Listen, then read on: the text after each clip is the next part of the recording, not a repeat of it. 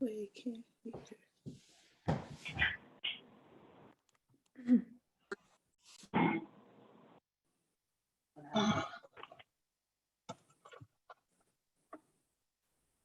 Did they ask questions or just? Huh? Huh? I can't hear them.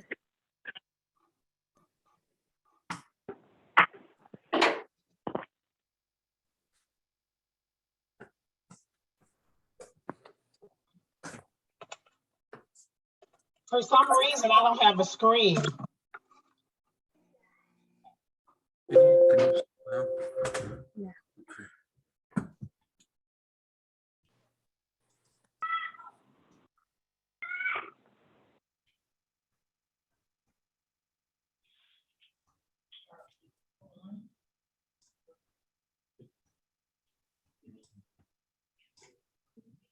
Can you guys hear me at the board office? Yes, we can. Okay, because I'm not on, my camera is on, my video is on, but it's not showing. Is there a reason?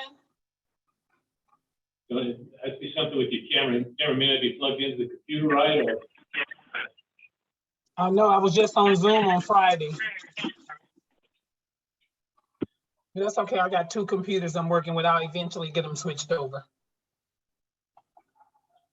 We ready to go?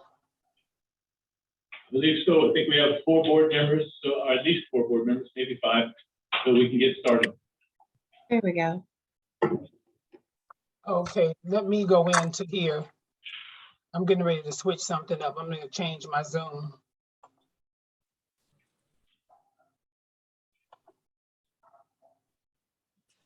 And just could get connected on my,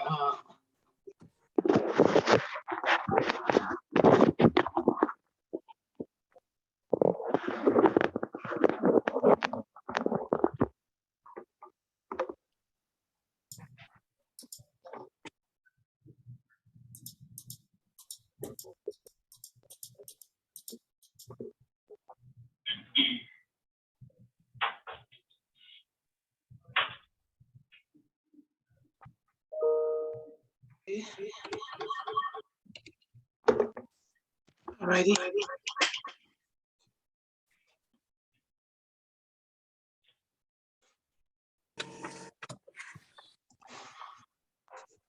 Let me turn this down. There you're on. I'm trying to turn this.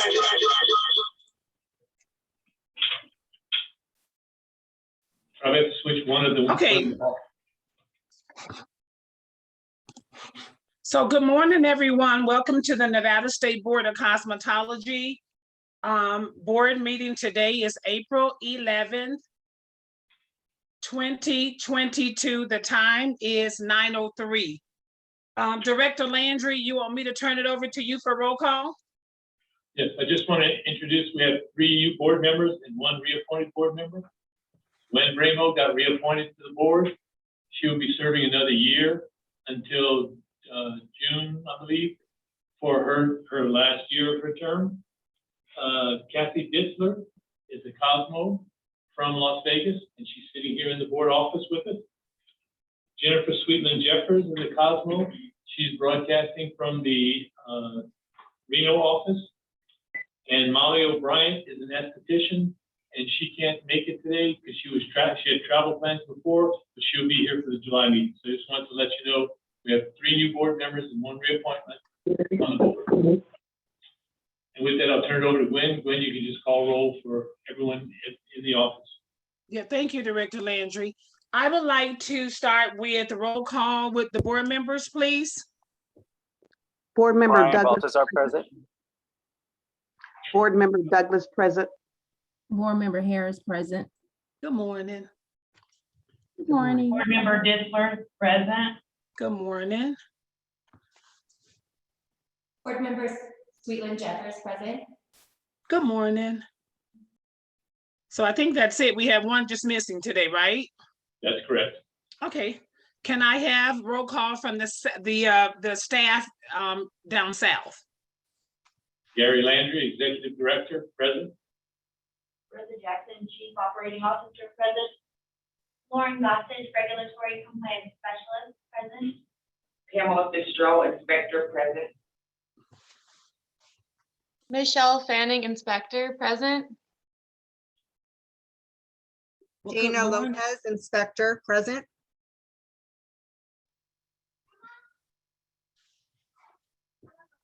Good morning. Okay, so can we have roll call from the staff from the north? Rodney Moore, Inspector, present. Erin Litterer, Lead Service Specialist, present. Good morning. That's it. That's everybody? And we have our Chrissy Harris, Deputy Attorney General, present. Good morning. Good morning. Okay, so the mission of the Nevada State Board of Cosmetology is to protect the public health, safety, and welfare of those that obtain cosmetology-related services through the delivery of quality testing, licensing, inspection, and education services that focus on consumer protection. This is the time that, and I wanted to share this maybe with the AG. There's some items that I want to move up. I want to move up before public comment, because this is going to be the time for the comment. It won't be any comment while the board members are voting this time. So I would like to move up 2 agenda items. I would like to move up the miscellaneous item number F, the board to reevaluate the laser online, how many hours that would be allowed to do online. I would like to move that one up. I would like to move the election up. And I would like to, I'll talk about some others when we get there. But those are the 2 that I would like to move up, probably before petition F, because there's a lot of interested licensees for that particular subject. And then there's some other subjects I think that is considered a little bit more sensitive that probably need to be, you know, where they are at currently. Okay, so just to be clear, you'd like to move up agenda items F1 and F2. Let's see here. Let me just look at it again. Making sure. E, I'm at E here. Yes. Yes. Okay. Okay, agenda items can be taken out of order. That is within the discretion of the board. That's fine. Okay. So we'll move that one up because I had some notes here too. So we're gonna move that one. Okay. So do you want me to just to say when it should be heard, when we would like to hear it? Yeah, just for clarification on the record, when would you like to hear those 2 items? I would like to put them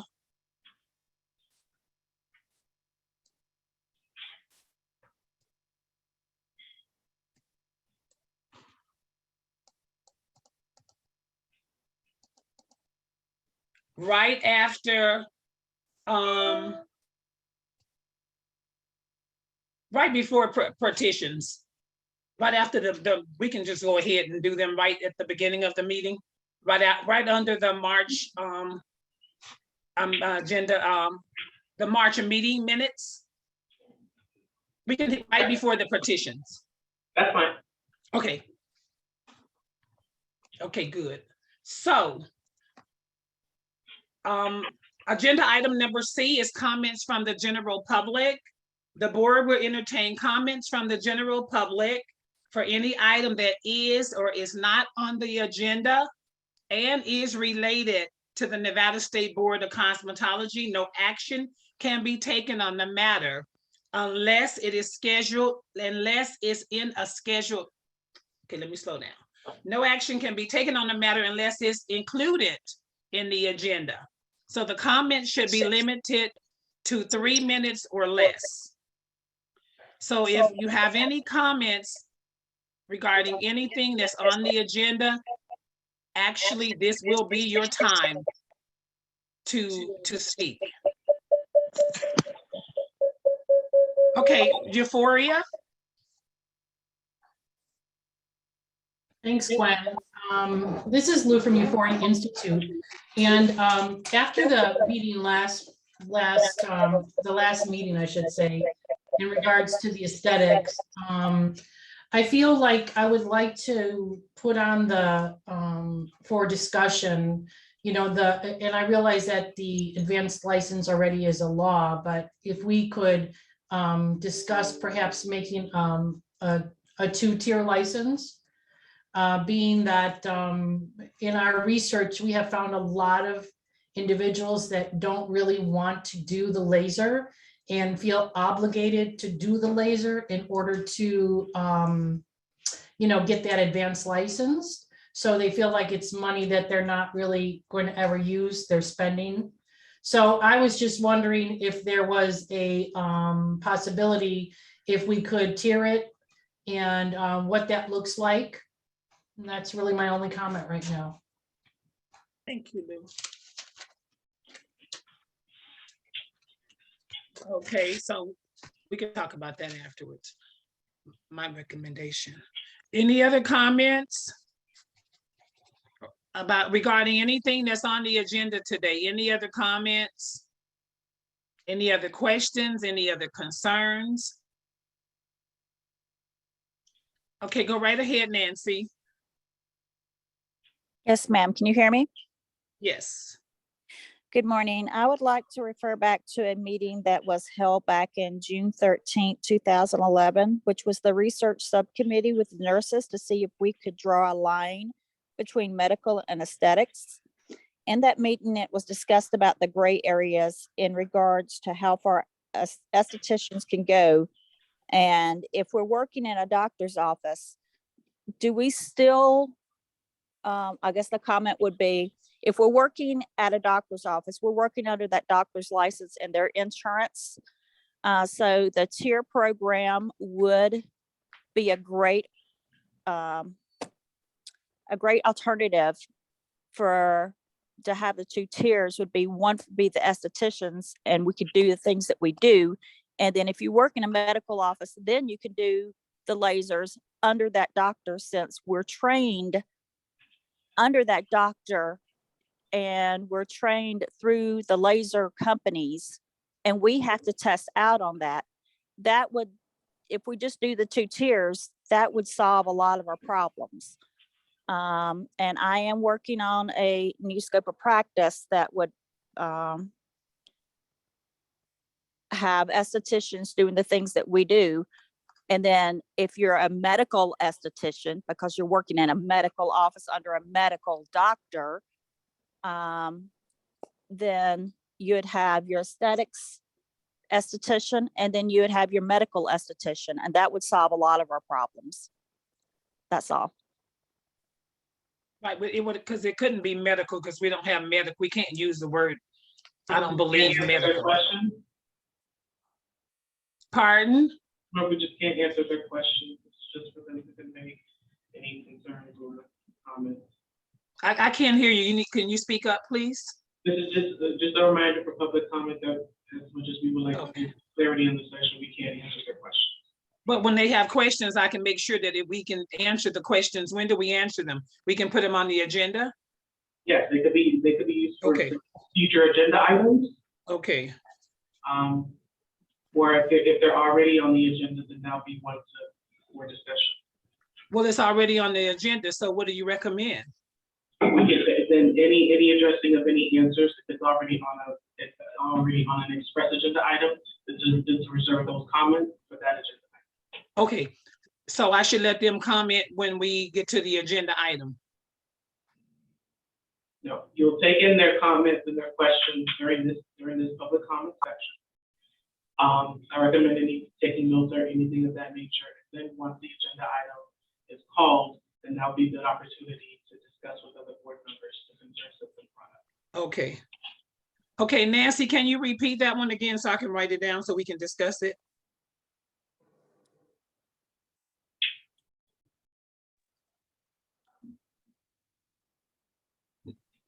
Okay, Yes, go right ma'am. ahead. Mhm. All right. So I would like to know if we could do a two-tier, Oh, the one, same. one for estheticians and one for estheticians that work at a doctor's office under a doctor's Okay. supervision. And I would like to also look into changing the scope of practice and including some of the things that are in the gray areas to be advanced estheticians versus being under a doctor, because I'm not hiring a doctor because I can't afford to hire a doctor to oversee me do the things that I do in my office. Okay. Thank you for your comment. Thank you. Okay, go right ahead again, Lou. Yeah, I just think to kind of piggyback off of Nancy's, which is what we were talking about earlier. I think if we can make this distinction between non-ablative being the more advanced licensed of aesthetics, and then just that would be like the second tier, and the first tier would be with the, dermaplaning, hydrofacials, LED lights. So kind of like how they have it laid out, how Matt had it laid out, but just kind of make a line, if you will, to separate the non-ablative from the other practices. And so a tier 1 would be the other practices, and then a tier 2 license would be the non-ablative items such as laser, cavitation, and so on and so forth. I think having that option would really extend the ability of the esthetician to increase her income. I think it would address all the anger that was out there because of the change in the license. So it kind of is not necessarily meeting them halfway, but just, I feel like it's a good solution for those that do and those that don't want to do laser, but still want to do those other items that were included in the advanced aesthetic license. I don't know if we can make that distinction now or if we have to wait, but seeing that all of those procedures are passed, I would think we would be able to maybe just kind of, like I said, split it up into 2 tiers. Tier 1 being the less aggressive, tier 2 being the non-ablative. Thank you. Thank you. Okay, any other questions or concerns or comments? Okay, Lou, you still have your hand up or no? Okay, the next person, it says SS on the screen. Hello, good morning. This is Sanju Shrestha. My request, along with my friends or all the colleagues esthetician, is to extend time frame for being advanced esthetician or for grandfathering this course so that it will be little easy on all of us to pursue. Thank you. Thank you. 1 second. Get out of my room. Excuse me. Go.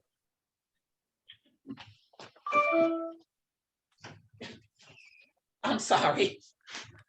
Okay, so no more questions or comments. We're going to move on to the next agenda item. Any other questions, comments, or concerns? Yes. Hi, I'm Eleanor Palmer. I can't figure out how to put my hand up in the meeting here. That's but okay. So yeah, I just want to kind of follow up with everybody. There's a lot of gray area in this situation. I am laser certified. I am a cosmetologist. So I'm going to get grandfathered in under what I currently read on State Board's website. And so my concern is that I just opened up a spa and I have other estheticians working for me that still want to continue to do the things that they were doing now are like, what do I do? So I join these meetings for the people that want to come and eventually work with me. And I'm just kind of concerned. Again, a lot of these other people ahead of me had spoken up about maybe pushing it out further because I feel like a lot of this was, even though it's been in the works for a while with you, we haven't had a chance to kind of catch up and figure out what we want to do, you know, and a lot of the girls are concerning that they don't want to learn laser. And I get that, you know, I totally get that. I chose to do it, you know, in 2011, because that's what I wanted to do. I wanted to learn. I have worked for a doctor. I did work under the medical side of it. So I get, you know, wanting to do that if that is what your passion is. But if it's not what you want to do, it's a lot of money to just go do something that these girls already know. I mean, a lot of these women have gotten, and, you know, men, they're in the industry, have gotten training from companies that they've paid for things already, machinery they bought, and they've come out to the spas, they do the training, you know, everything that we purchased. There's IBS show coming up in June, and you can go to any one of those shows and get trained right there on the spot by these people selling their equipment or their products or whatever they're doing. So it's just kind of, it came on really fast, I think, for us here. And I'm just trying to kind of keep kind of an eye on it and see what's going on. Like I said, it doesn't really affect me personally, but it does affect my business. So it is affecting me. So I just have concern for that. And I do agree with them that there should be a tier. If people want to go into laser, great, go into laser and learn. If you don't, then they should still be able to do the things that they were already trained and have certifications for. And I don't know, my gray area is who is certified. Like, is there the company that sold you the, let's say, chemical pill that you learned how to do? Is that a certification good enough? Like, I'm getting like a lot of gray area. I spoke to my pro cell therapy guy that I know, that I've known since I've worked at a doctor's office, and I kind of brought it to his attention, and he had no idea what was going on. So I just kind of brought it to him to see what he thought.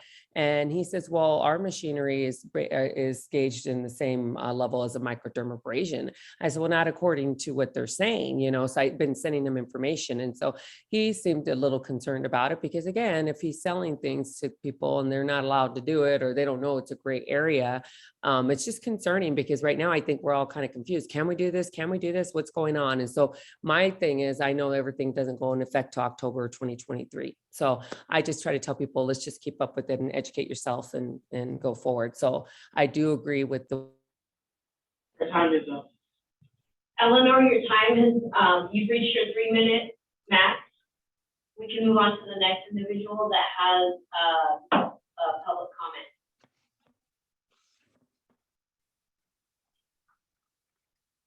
And then I probably will be able to take some more comments once the board start talking about it. So I think I might open it back up again for you guys to be able to comment while we vote on, before we make a vote. So Nancy, can I just want to clarify that public comment is to only take place during the express times listed on the agenda. So this is if the board wants to continue public comment right now, it has its discretion to do so, to take any other questions or concerns that they might have. And once the board gets into discussion of possible action, we can't jump back into public comment. So if before the board makes an action, we should never allow them to say anything before we make a vote? Right, because the action needs to be a reflection of discussion solely of the board. So if you incorporate and bring back in public comment during that section, then it appears as if members of the public are making this determination. So we already have an express public comment section, part C of the agenda, and I believe also in part G. So those are the only two proper designated areas for public comment. Okay. We would also like to limit the public comment to one individual at a time. You have your 3 minutes. Once your 3 minutes are up, your 3 minutes are up. Just so that we allow everyone that has to speak their 3 minutes of time. And then also that we also ask that they state their name at the beginning of their comment. Okay. State their first and last name for the record. So if we have anyone else that hasn't spoken yet during public comment, if they want to speak, they can go ahead and raise their hand. Because this is the time, you guys, if you have a comment, this is the time that you make your comment. Or a concern that you want us to discuss before we make a vote. There's no vote, it's only a public comment section. I mean, wait a minute, hold up. I understand that. I don't need anybody to keep reiterating what we need to do. This is not our first time doing this, so it's okay. Hi there, I do have a question. Okay, go right ahead. So I Can you completed please last state your week, name for the record? I'm sorry. Before we start your time, can you state your name for the record? at Crystal Ramey. Thank you. So I emailed and I was in correspondence with Janie from the State Board last week. And she had told me that until April 11th, you were accepting the online courses. So I did the online course, I paid the money to do it, and then I sent it in. And one of the girls, I think her name is Carrie, said that you were re-voting today on it. And I just wanted a little bit more information on that.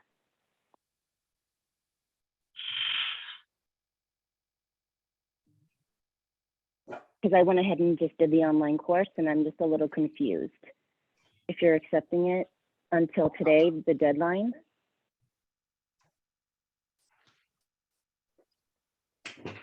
And I guess that's my Okay, thank you concern. for your comment. It'll be discussed on another agenda item. I believe it's F1. Today? Yes, it'll be discussed. Okay. During, Thank you. thank you. Okay. Perfect.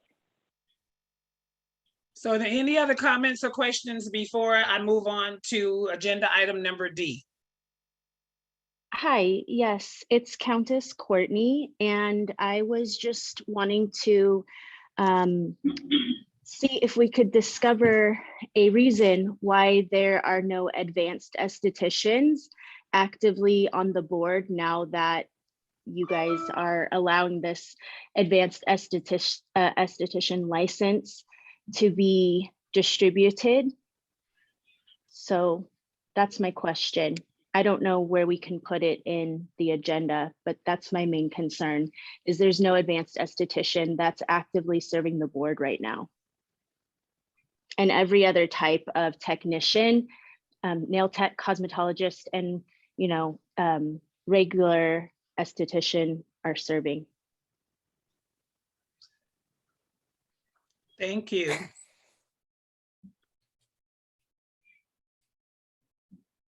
Okay, any other questions or comments? I'm going to move on to agenda item number D. Yes, ma'am. Okay, can you state your first and last name, please? Nancy Peppers. Okay, Nancy, go ahead.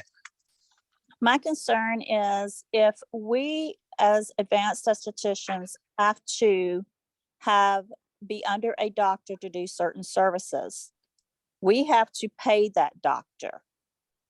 And when we pay that doctor, are they billing it under their insurance? Are we actually working for that doctor, or are we working for ourselves? As a solo esthetician doing body contouring, I've got to call a doctor and pay them to be on call for me every time I do a service. So I'm not working as an esthetician, I'm working as being under the doctor. So it's very confusing to me on, do I call the doctor every time? Or, we're paying doctors now. So I'm very concerned about this, and it's on the line, a very fine line. And I would like to clarify that line so I know exactly where I stand in my business and my company. Thank you. Thank you. Okay, we're going to be moving to agenda item number. Madam Chair. Yes. Madam Chair, Matt Brinton, NEMA, quickly.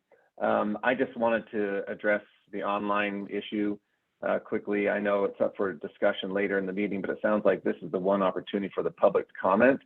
And I just want to reflect back to the prior board meeting where the board authorized the 75-hour course, sometimes called the grandfathering course, to be completed solely online. We were shocked. We were all shocked to hear the board authorize this without any hands-on practical training. It really surprised us that the board would kind of abdicate their responsibility for public safety in this way.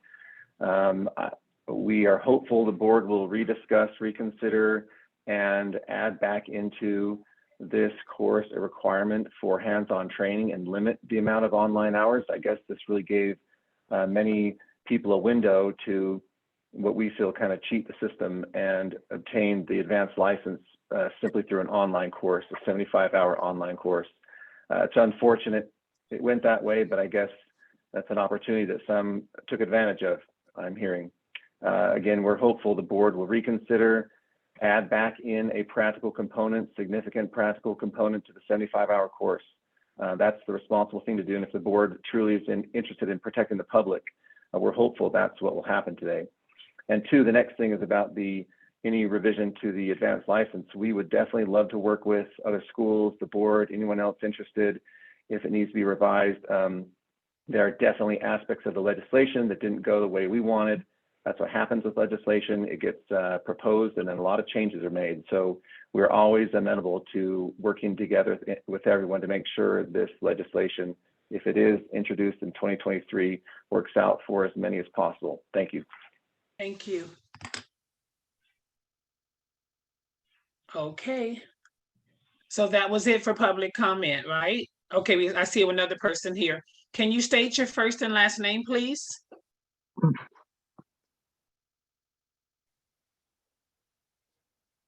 Hi, this is Kai Stanton.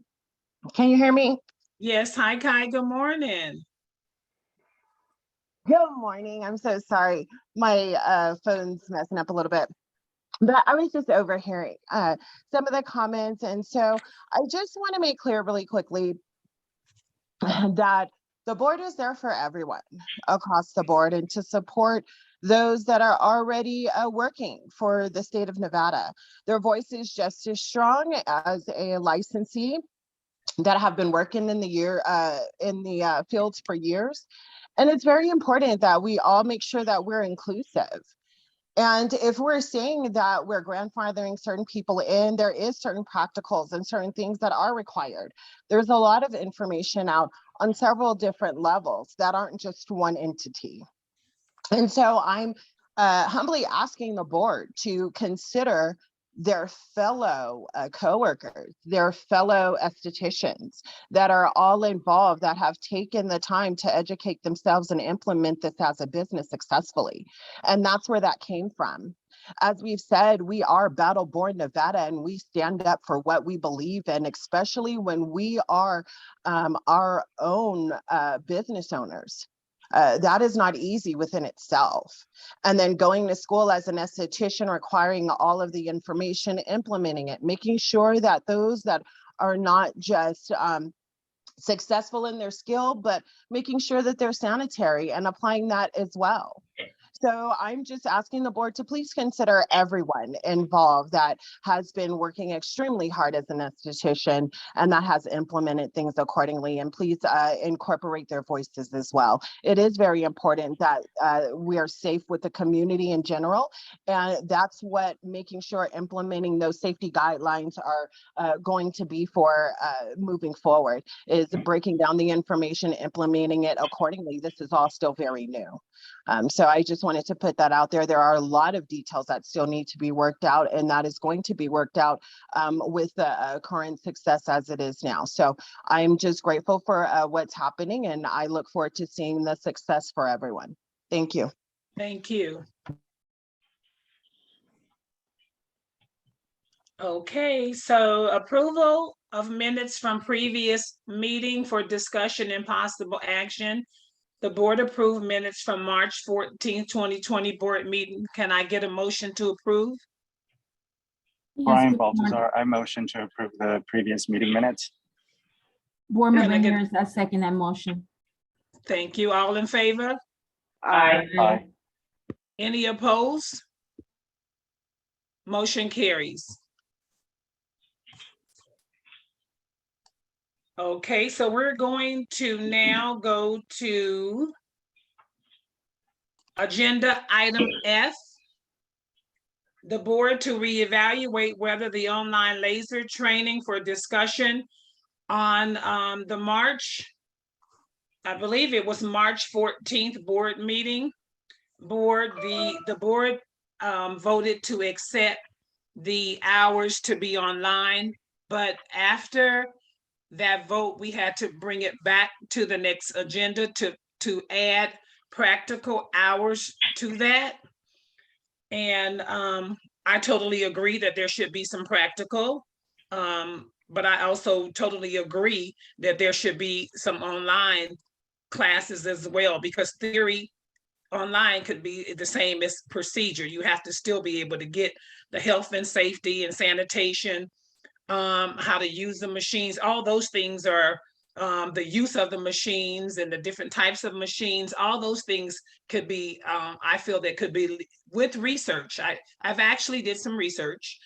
I reached out to a gentleman that actually trains lasers in the doctor's offices. And I encouraged him to do an application with our state board, because they do a lot of training. They do a lot of online training. They do a lot of practical training. And I was kind of wanted to go with some of the recommendations of the fellow people that I've actually spoke to. So I'm going to open it up for the board to be able to let's discuss what it does it look like with a 75-hour training course. How many hours should the estheticians that we have to take in mind? Because what we've heard today is there's estheticians that we know that never want to utilize a laser, but in order to receive the license, it has to be laser training. So if we could make sure that it's affordable for those that that's interested in the license at this time. The way that the license is currently reads, you still have to have the actual laser training, 75 hours to be grandfathered in, until I think the grandfathering clause ends in maybe next year, 2023, sometimes towards the end of the year. But I would just like to hear from the other board members, what's your thoughts on how many hours out of the 75 that an individual that's been licensed in the industry, I mean, the ones that's going to be using those advanced procedures, mainly has been trained. I mean, they've been trained for many of years. We've heard that today. We heard that last meeting. But in order for them to receive the license, the laser training is necessary.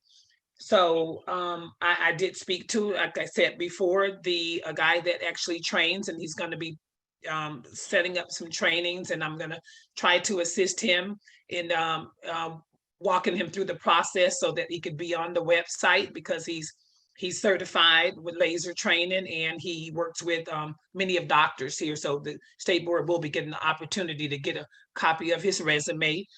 And they have training programs set up, practical and online. And I basically 2 days laser, 25 hours. I was thinking practical for me. I think that's a lot when somebody has to pay, $2,000+ just for 25 hours. So I would like to hear some comments from the other board members, please. Gwen, Kathy Ditzler. As far as taking both the theory and the practical in mind, when you at your school, is there a percentage of theory and practical? In other words, to get them ready to go out and do their once they're licensed, you should have some sort of percentage, I would think, on how much theory hours they have and how much practical hours they have within their 1,200 to 1,500 hours. Do you have that, or am I going in too far of a different direction? No, you're right. You're kind of like on the right course, Kathy. Board member Dixler, you are kind of like on the same page, but this 75 hours is for a licensed esthetician that's already been practicing. in order for them to do some of the procedures that they're already practicing, in order to do those procedures, it would require an advanced license. They would have to have an advanced license by 2023 of, I believe, October. I'm not quite sure, but I believe October 2023. But these are not actual students. The students have to take an additional 300 hours in school. And the estheticians will too after 2023. So you're right in a sense, but they're not students. They're actually licensed estheticians that's been practicing, and a lot of them has been practicing that's doing a lot of like the micro needling and a lot of those different services. They've already been certified and trained, but because those services fall up under this particular license, they can't offer those services anymore after 2023 because they need to be licensed for it. Well, after January 1st, because now the license is in effect. So we're just trying to find ways to accommodate the estheticians that's licensed that have to take a 75-hour course to be grandfathered in. So, it's not like you're a student in school. I mean, we're advocating for students to do half their program online, but then we advocating for estheticians to do X amount of hour. I'm confused. Well, the reason I was asking that too is as far as since they're already doing some of these things that really don't fall under our licensing. That's what the advanced is, what I'm understanding. Mm-hmm. The next thing. Now, is there going to be a 2-tier? And also with the hours go, I would think that they would need more hands-on than they would theory if they're already, because that's what you're going to get when you go to a show or whatever. You're not going to get theory, you're going to get hands-on. Rather than doing most of this online. I can understand that you need to know the background of it, but you definitely need a hands-on. Yeah, you need some, I totally agree. I agree that there's hands-on hours that should be included in the 75 hours. I agree with you, Kathy. But how many hands-on hours for those that's offering their procedures procedures is practical. We all know that theory is a form of practical. When it's in our law. I mean, you can actually have theory and it's a form of practical. So if you're talking and we're dealing with licensees, we're not dealing with actual students from the very beginning. We're dealing with some of the individuals that we heard today that would never want to use a laser, and there's tons of laser machines. So it's not like you're getting practical on every single laser. You're going to only get practical on the laser that you want to use. Okay. Yeah, we don't have control over what lasers. The state board didn't get involved in that. We don't know what lasers, but you can use any laser you choose to use. So are you still saying that you would like to have more theory hours than practical? Yes. Yes. Any other board member? This is Board Member Douglas. I'm kind of like you and Kathy, but how come we can't like balance out the hands-on and the theory? Like, can we do like 35 hours a piece to balance it out? Because I don't want anybody that's not, I can't say licensed, but not educated working on me, and then they have an accident on me and they wasn't fully trained. And I don't want them trained on the internet. I want them trained as hands-on because, to me, you work better with hands-on. Yeah. You can control it better. So, I mean, I agree with you guys, but this is kind of complicated a little bit. Is this Douglas or Harris? This is Douglas. Okay. Can I just share something with you, Douglas, board Sure. member? The way that this set up is that you can go to a show, like the IBS show will be here this year. And you could Correct. work with a person right there at the show, and you can still get practical training on their laser. So you still can get hours for that. Because if you're hands-on and they're working with you, those hours are going to be considered because they're considered as practical hours. So if you have a laser, the way that I have investigated this from the Laser Institute, I've talked to several people, and I still get laser to this day. So I kind of understand a little bit about laser as well. I don't want anybody working on me with laser that don't have laser training. You're absolutely correct. But the theory of it, if you don't know the machine and what it will do, you don't know, you still have to have the theory of it. You still have to have the theory before you even go to use the machine.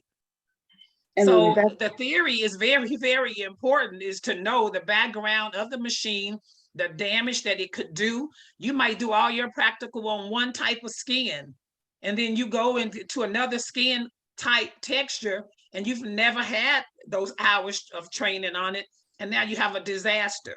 So it all depends on the laser machine that you're going to be using. It all depends on how much practice that you're going to be getting. And we can't say who to practice on. When you do practice on African American skin because it's darker, you practice on the lighter skin. I mean, it's up to the individual that want to get their practice on whatever laser that they're practicing with. So I think that you're absolutely right. I think they need them both. So when they go into a medical doctor's facility, does the doctor ask for like the license as far as working on, well, using lasers, or do they just need a license just to put up for show? I'm not quite sure with that part. I just know you can work in a doctor's office and you don't have to have the license. Okay, okay. We don't manage that part. So that's what I'm saying is we're putting something together here. I see you, Baltazar. We're putting something here together, which they do need the training. I totally agree. We agree. That's the reason why we're back here today. We agree that there needs to be practical component. But what does that look like that's going to be affordable for those that don't use laser? Because I think that's the majority of the people that's talking today, and that what we've heard the last board meeting, they don't use laser. But in order for them to do the other services that they do, they have to have a license in laser, not a certificate for what they actually do, but in laser just to do those procedures. Correct. Okay. Okay, I understand. Yeah, it's kind of complicated a little bit. Okay. Yeah. Thank you. Okay. Board Member Baltazar?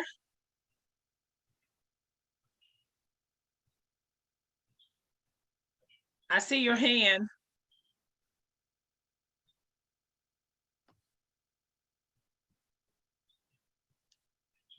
Baltazar, can you hear us? Okay, so Attorney General Christie, is there any way that we can't take any public comments? There's only board members before we voted. Is that correct? That is correct. I mean, if there were any concerns previously mentioned in the last public comment section that you guys have noted that you want to discuss, you're more than willing to do so, but this is only for board members only. This is Board Member Doug. Can I ask something else? Yes. Okay, I wanted to ask, hey, could they just get the license and, and use it when they, I guess, want to use it? Because to me, it's just like a cosmetologist license. I don't do nails, but, I still have the cosmetologist license that say I can do nails or I can do esthetician. So would it be feasible for them to just have the license anyway, just in case further down the line, they may change their mind? But they have to get the license anyway, Board Member Douglas, you're right. So that's why we're trying to make it where it's going to be feasible for them as well, because they still have to get the license. Okay, you speaking of the money part, right? Yes. Okay, thank you. Yeah. Okay, good morning. It's a huge difference. This is Board Member Harris. To make a comment, So about the hours, I definitely agree. There needs to be more practical than theory hours on learning how to do a laser. And when you, maybe something got lost in translation. Because when I think of grandfather in, I think you have a lot of experience, right? You've been doing the work and you should probably know about the lasers you're using and the technology and the theory as well. So maybe, like Member Douglas said, 25 to 30% theory and the rest practical. Because hands-on, I think when you're working on anyone, with any license, you need hands-on. We're in a hands-on business. So that's very important, I feel. So, so yeah, absolutely. So maybe 20, 30% theory and the rest practical, you know, and I prefer it's done all in-house, nothing online if you would ask me. But yeah, I think it's very important. The hands-on is very important for the public to protect the public, because that's why we're here. So thank you. And I agree with that, Board Member Harris, if that was the situation, but we're moving towards a lot of online training for the schools as well. So we have to have our mindset set and ready that if we're going to start approving any percentage of students that's paying, you know, of 20,000+ for a course and half the course is done online, then we're going to have to consider that the licensees that's actually performing these services already have an opportunity to do more hours online. President Gwen, I'm a little concerned with the percentage of what new students are doing compared to advanced students. I feel like they also need more practical than theory. And if they're getting more online today, that's a student coming in that's brand new. So they're more into theory than they are hands-on. The hands-on you learn after you get out of school for the most part. That's where you learn your technique. But if you're already an advanced or you're going for an advanced license, I would think that I'm kind of wanting to go with, was it Board Member Harris? It was just on with the 20 to 30% theory and the rest practical. And I understand, and that's fine, Board Member. But what I'm saying is these are not students. In the school, they have to do a 300 additional hours to get an advanced license. See, it's actually been changed. It went from 600 hours for esthetician. When you want an advanced license in the school, you have to go for 900 hours. Okay. So they do more hours. You're right. Well, I know that, but a brand new student is just going to learn the basics. And so if they have more at theory hours or on computer hours, I'm okay with that as far as the basics go. But if you're doing something that is advanced and now you're going below the epidermis, you're really causing a lot of problems in that aspect. That's why I feel like you need more practical hours than theory. Okay, go. Thank you for your comment. Baltazar, go right ahead. Thank you, Madam Chair. I'm so sorry. I'm having difficulty with my internet, but that's okay. I just wanted to acknowledge Board Member Douglas's concerns. I was of the same.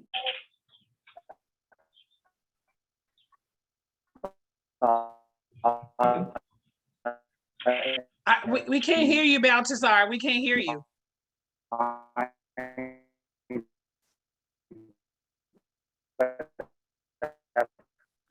Doing research on how lasers affect different melanin skin types, I really felt. Can you hear me now? No. Can you hear me now? Well, it's a little staticky.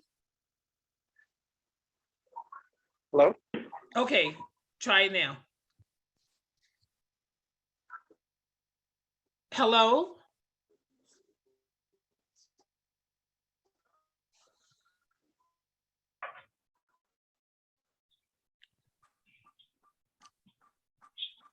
Okay, so now you're on mute. Are you able to hear me now? Yes. Okay, I apologize. I was just saying I wanted Doug and Board Member Douglas to know that I have had the same concerns, but after doing research on how different skin types and how different lasers affect them and how much damage can be done to different complected skin types, I really felt that the education part, the theory part, that's where a bulk of the hours should be.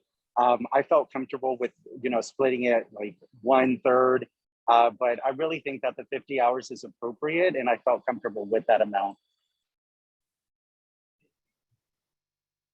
Well, that's one of the reasons why I kind of recommended that all the board members do some research. And we said that at the last meeting, that they would go out and they would research, with the different companies and research laser, because once you research it and you understand, it's not just doing the practical part of it. It's not just practicing on skin or practicing on a particular, it's more than that.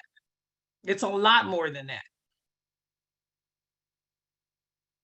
Any other board members have any other questions or concerns?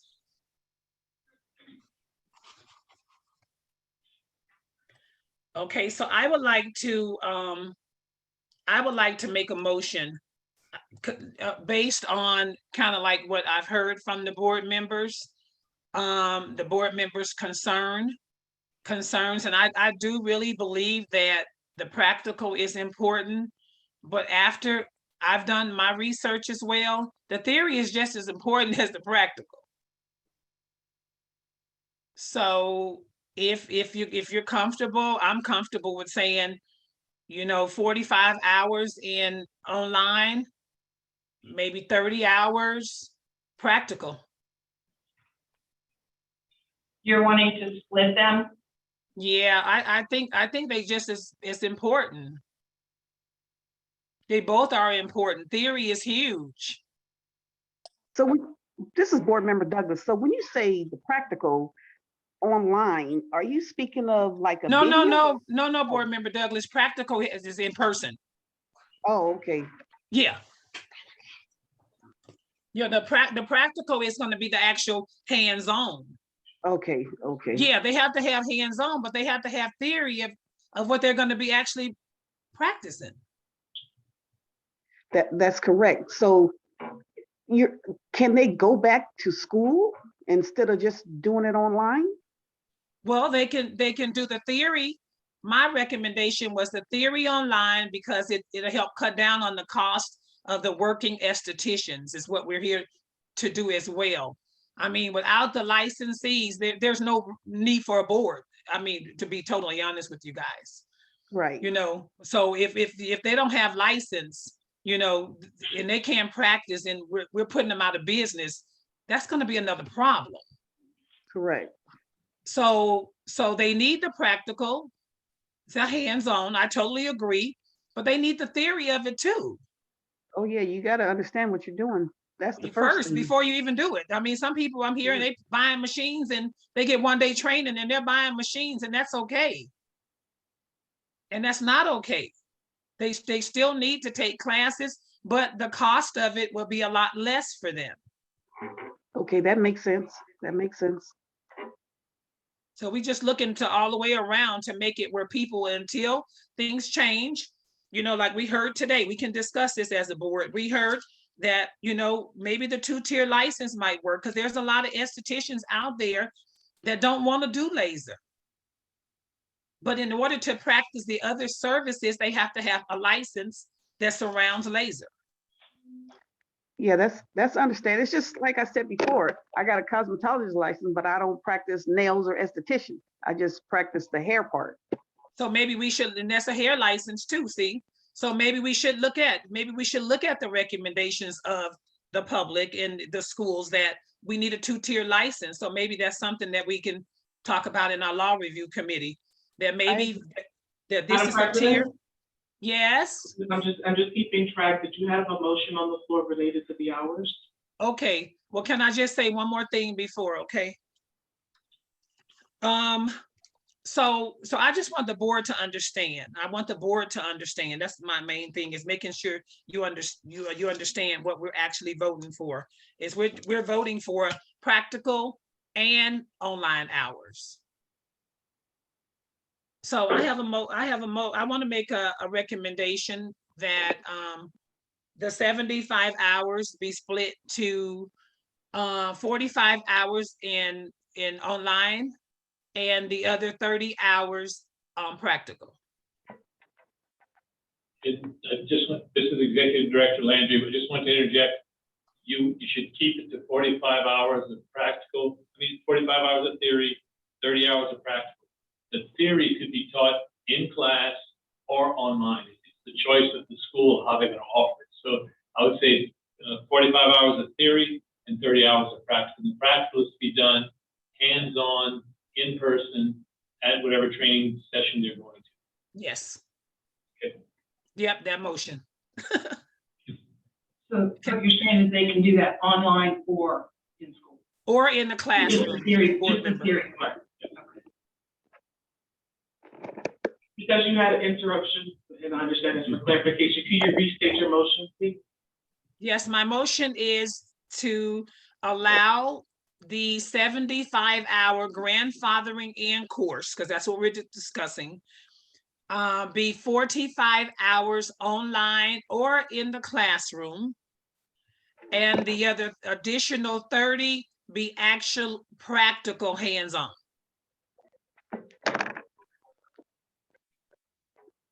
Brian Baltazar, I would second that motion. All in favor? Aye. Any Aye. opposed? Motion carries. Thank you.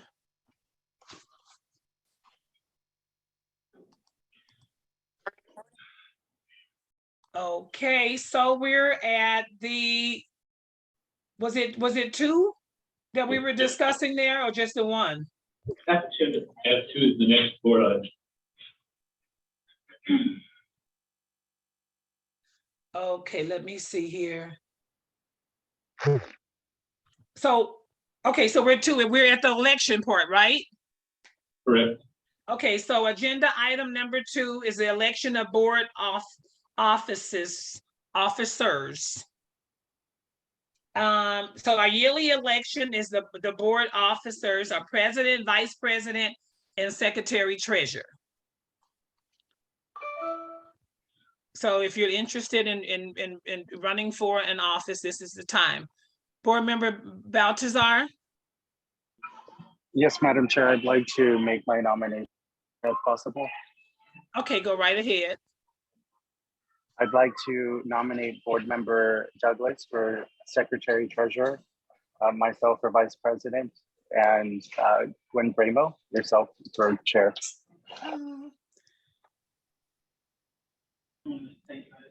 I accept nomination for chair. Can I interject here? Yes. Okay.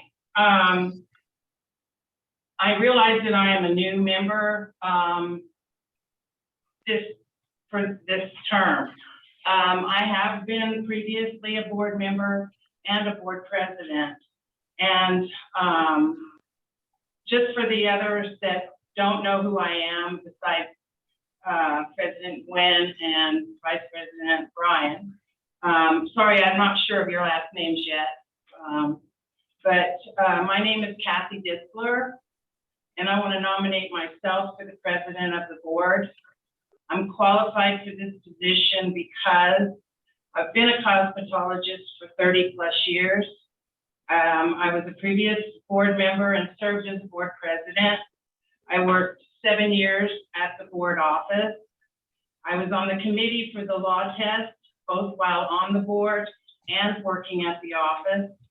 I wrote the practical exam for the state of Nevada, created score sheets for that exam. I served as a proctor for the practical and theory, an educator for the practical, to the school instructors on how to administer the practical exam. I also served as an SME, a subject matter expert for item writing of the theory exam. I was on the committee for identifying risk projects, including 16 other states. I know the strengths and weaknesses of the board operations. I have no personal agenda, and I have always been dedicated to the board's development, improvement, and progress. And I will strive to keep a positive approach going for the future of the industry, if the other board members see fit. Thank you, board member.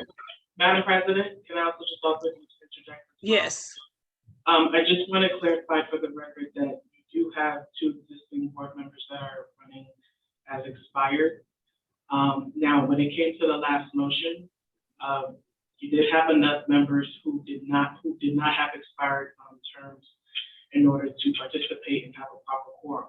But given the fact that this is dealing with election of new members, it is important for those members who have expired terms to abstain from voting. And I have that notice as Mr. Balthazar as well as Ms. Harris. Ms. Harris's term expired this month? I can give you the exact date, one moment. I have Ms. Harris's term expired as of June 30th, 2021. And I have Mr. Balthazar's term expired as of June 30, 2019. Okay, well, it looks like we're gonna have to postpone. I'm gonna have to take the election off until we get the other board member or new members. I should advise that you do have enough members, active members whose terms aren't expired in order to have a proper vote. You do have enough for a proper quorum, and therefore a vote can move forward. But I do have to advise that your particular terms are expired. But if I'm asking to be renominated and we have another person that wants to apply for president, we only have 2 other board members available. But you have enough for proceed with the vote.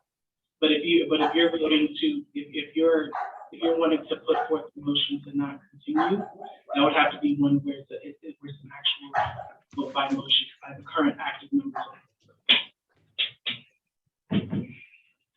Okay, so it looks So like. my question is, I can make motions, but I can't make motion for this. This has never been brought up in the past 3 years that I have been out of term awaiting my reappointment or potential reappointment. This has never been brought up in the last 3 years that I've served as vice president, where we've nearly had an election every year. So what is the difference now? And where can I find that point of clarification on the NRS or NAC? I'm more than willing to provide, because I believe I submitted correspondence to our ED. I can have Mr. Landry submit that over again. But there is no statutory authority that allows for a layover. And so the aim is if members of the board are participating in voting for the current licensees, their appointments have to be active. And so because we're dealing with election of board members, this is one of which that has to be done by current active. Can you send that to us? What I want to do today, I want to just table the election to next meeting. And then I would like to have that information. And then in that way, we'll have maybe the terms will be already reinstated for those that are expired because they've already made application. So today I would like to I'm just going to go ahead and table that.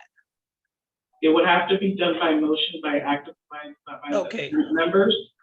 I will be looking for a proper form from those who are active. So I believe Ms. Kathy, Ms. Anita, Ms. Molly, Ms. Molly's out, Ms. Jennifer, Ms. Gwen.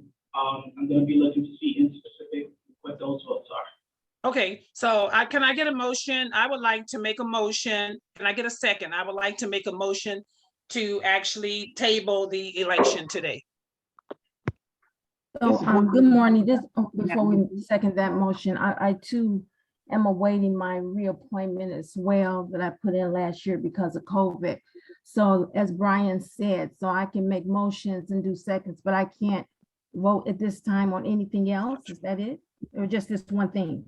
I have not said that you can make motions, so so just to be clear, the last matter that passed, there was enough active members to constitute a quorum, and therefore that motion properly passed. But I do not think it is proper for those who required licenses to participate in the vote. Excuse me, expired terms. That's okay.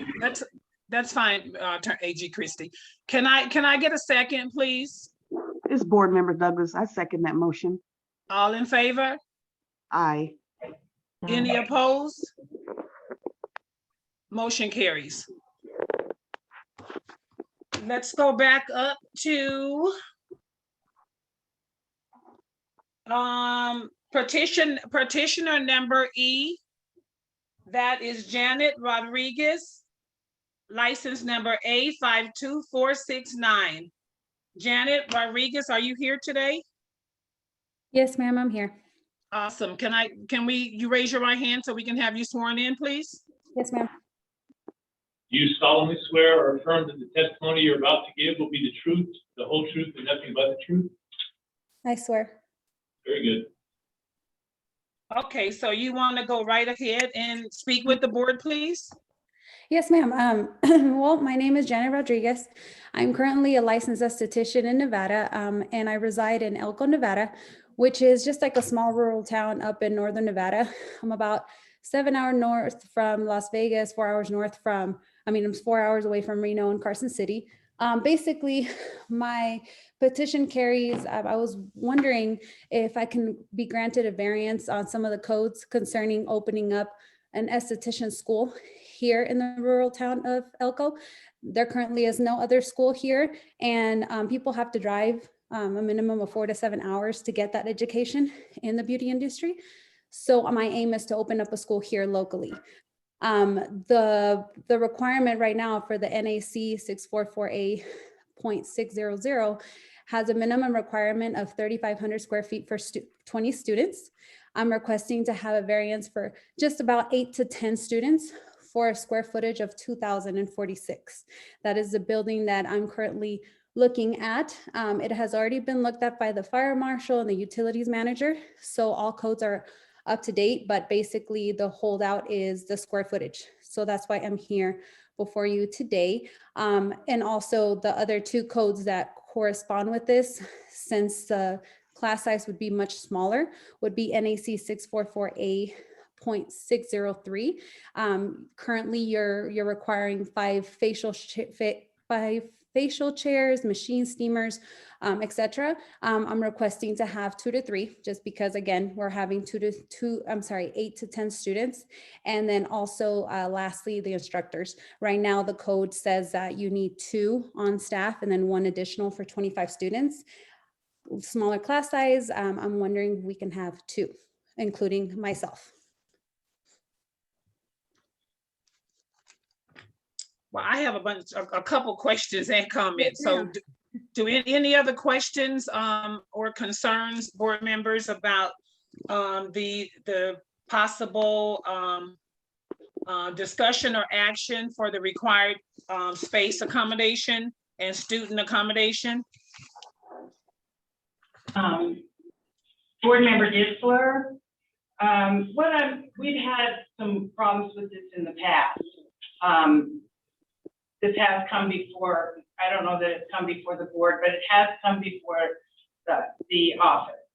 And I'm thinking what I would like to see happen here is instead of having just the larger schools, is to maybe look at the law review to make those changes to make that like it's also a 2-tier, where you don't have to have as many students to qualify. You can have a small school and a larger school. They just have to qualify in those same things. But I still think that we need to have that law changed in the book for that if we do, so it doesn't have to go through the law review for smaller schools.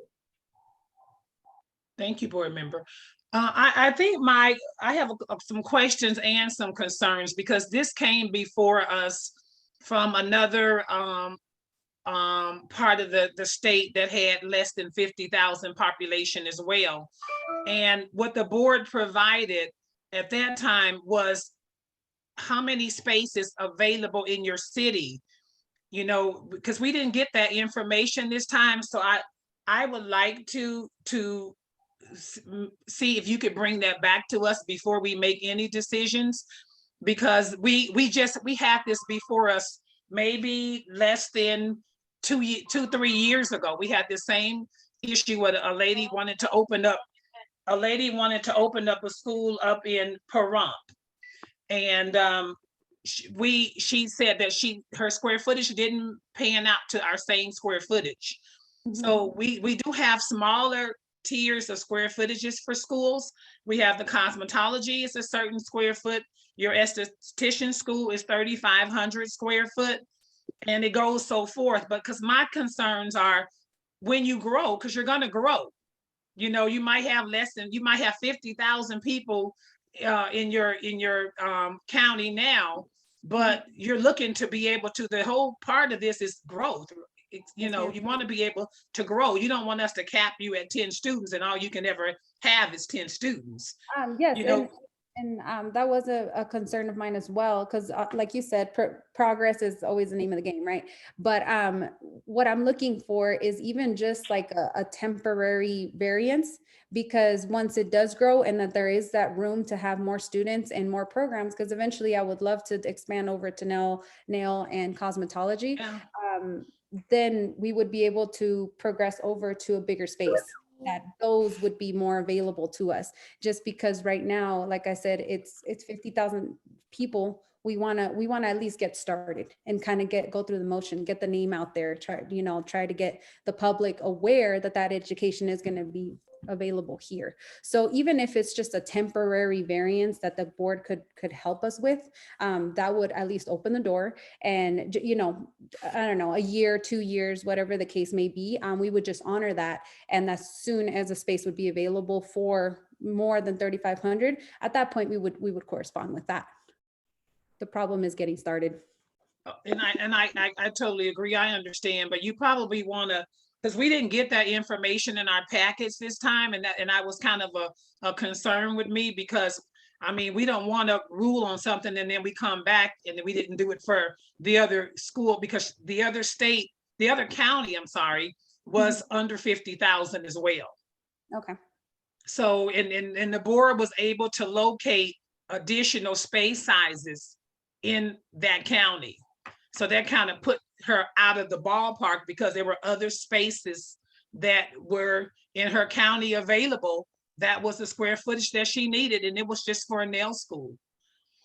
Okay. So we would need something to state, maybe board staff can do some research to find out how many available spaces there's 3,500 square foot. And then that way you don't have a cap on your students. You're going to probably fill up really fast. You won't have a cap. You can have your 25 students. I see. Okay. Just writing it down. Sorry about that. So yeah, because just to be clear, is that something that you want me to get like a packet together and send off to the board? I just would like to have you to come back if we can, board, and we can have staff, or I could even do some research myself too and help staff. But I think we need to be across the board, you know, with all the small counties. You know, I know that there's a need for schools, and if we have to put the cap to say 10 students and approve whatever that is, I mean, to continue growth, we need to be able to make sure that there's no other spaces, because that was one of the reasons why she couldn't get her school in a county that had less than 50,000. Okay, that's also space. That was one of the reasons, because there were other square footages that was available in her county. I see. Okay. Any other questions from any other board members?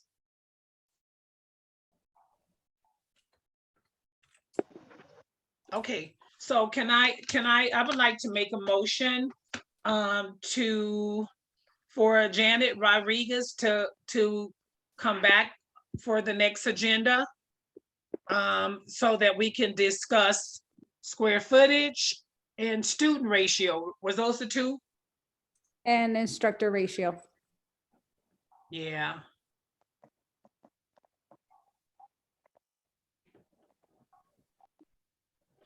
Okay, I didn't know about the instructors ratio. I didn't see that in the packet.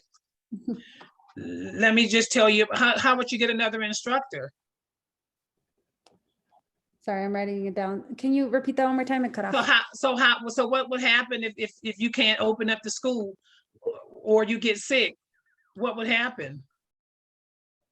Well, I'm talking about just opening wise. Like I said, like that temporary variance to be able to open, because currently here in Elko, there wouldn't be much. Like I said, 8 to 10 students, I would only need meet myself, and there's another instructor in Vegas. I would be coming out here. As soon as any expansion would be made, then of course, you know, the staff would increase. So it was just to correlate with that 8 to 10 students that I was talking about for the 2,000 square footage for this code. I've never seen in all my years of being in the school industry that we even gave a waiver less than 2 instructors. I understand. So I've never seen it, but you never know. But I would try to look for, I would work on maybe an instructor or, yes, ma'am. I'm not even quite sure. I think laws might have to be changed or codes might have to be changed. I'm not quite sure how that's going to work. I think we just put you on the next agenda until we can get. President, can you restate your motion, please, for the record? I'm confused even about the motion because this is not what I received in my packet. We received, and I think I received just about the square footage and the students. I don't know if any of the board members were even aware that there was only 1 instructor. I'm sorry, 2 licensed instructors. Right, but I'm saying you want to open with the 1 instructor. No, it would just, what I was asking for is a variance proportionate to the 8 to 10, 2 instructors. Because the code says that there needs to be 2 instructors on staff and then 1 additional for every 25 students. But since I'm not reaching that 25, I was just wondering if we can stick with the two instructors. But that's not really like the major component of this. My major concern is the square footage anyway. So that's okay if that's. But you do have 2 instructors that's going to be actually working there at the school. Yes, ma'am. Oh, okay. I thought you were saying that you needed a variance on the instructors because there's only 10 students. No, a variance in a way that, because like I said, the code only says that it needs 2 on staff and then 1 additional, a third every 25 students. Okay. But I would only have that 8 to 10. So that's why I was wondering if it would be okay with 2 for us. Executive Director Landry, I just wanted to chime in. As long as you don't have 25 students, you only need 2 instructors. The only time you need a 3rd instructor if you go over the 25 students. So if you're doing 8 to 10 students, you would need a variance on the instructor ratio. 2 instructors is all you would need. Thank you for clearing that up. Okay, good. I'm glad that got clear because I'm like, I didn't see all that. I never seen 1 instructor. Okay, so I just would like it to be fair across the board. Okay. That, the last school that came before us, that didn't come before us, but applied for a license under 50,000 square foot. They did research on spaces available. Okay. Okay. Madam President, are you making a motion to table or are you? Yes, can I make a motion to table Janet Rodriguez, license number A52469 for the next agenda, please? Brian Baltazar, I motion to table the variance petition. Can I get a second? Board Member Harris, I second that motion. All in favor? Aye. Aye. All right, any opposed? Motion carries. Thank you, Janet. Will I just get some sort of correspondence on the next meeting? Yes. The next meeting will be July 11th. Okay, thank you. Okay, bye-bye. Petitioner number 2, is it Sarah Miller, U705618? Hi, yes, that's me. Hi, Sarah, can you raise your right hand, please, to be sworn in? Madam President, before we move on to this, before we move on to this next agenda item, I just want to reiterate again that any seconding of or any making of emotions has to be done by members who are active. So it is recommended that there is a vote to table the past agenda item by active members. I'm confused what you're even saying. Can you explain it? Because I'm confused. Every time I get ready to say something, you're interrupting. I'm confused. Why are you interrupting? I mean, this is something that they seconded. What was the problem? The issue is that they're seconding while having currently expired terms. Yeah, but they've been seconding for 2 years with expired terms. The time duration doesn't necessarily mean that it was correct. Part of my job is just to make sure that it's done correctly. So if it's possible to address this item with a proper revote with members. Okay, I just would like to speak to you after the meeting too, so that we can get something in writing. Okay, so I apologize for that. Sarah, can you raise your right hand, please? Yes, ma'am. To be sworn in. Do you solemnly swear or affirm that the testimony you're about to give will be the whole truth and nothing but the truth? I do, yes. Very good. Okay, go right ahead. I am here today to ask for your consideration to be allowed into cosmetology school because I have a felony on my record. I have a letter here that I've written out to kind of explain it. It's a lot of detail, but that's why we're here today. Did you want to hear the letter? Well, I read the letter. I don't know if the other board members read the letter. Right. But I did have, let me just open it up and see, because somebody else might have read the letter and had a question, but mine is just a comment. Okay. I have a couple of questions. Okay. Kathy Ditzler. In your letter, you state that you're 3 out of 4 years you're sober. What happened the first year? The first year, I just don't think I still took it very seriously. I thought I could just handle it on my own, but I really needed the support of my peers around me, and it was a big eye opener. Yeah. Are you still in a rehab program?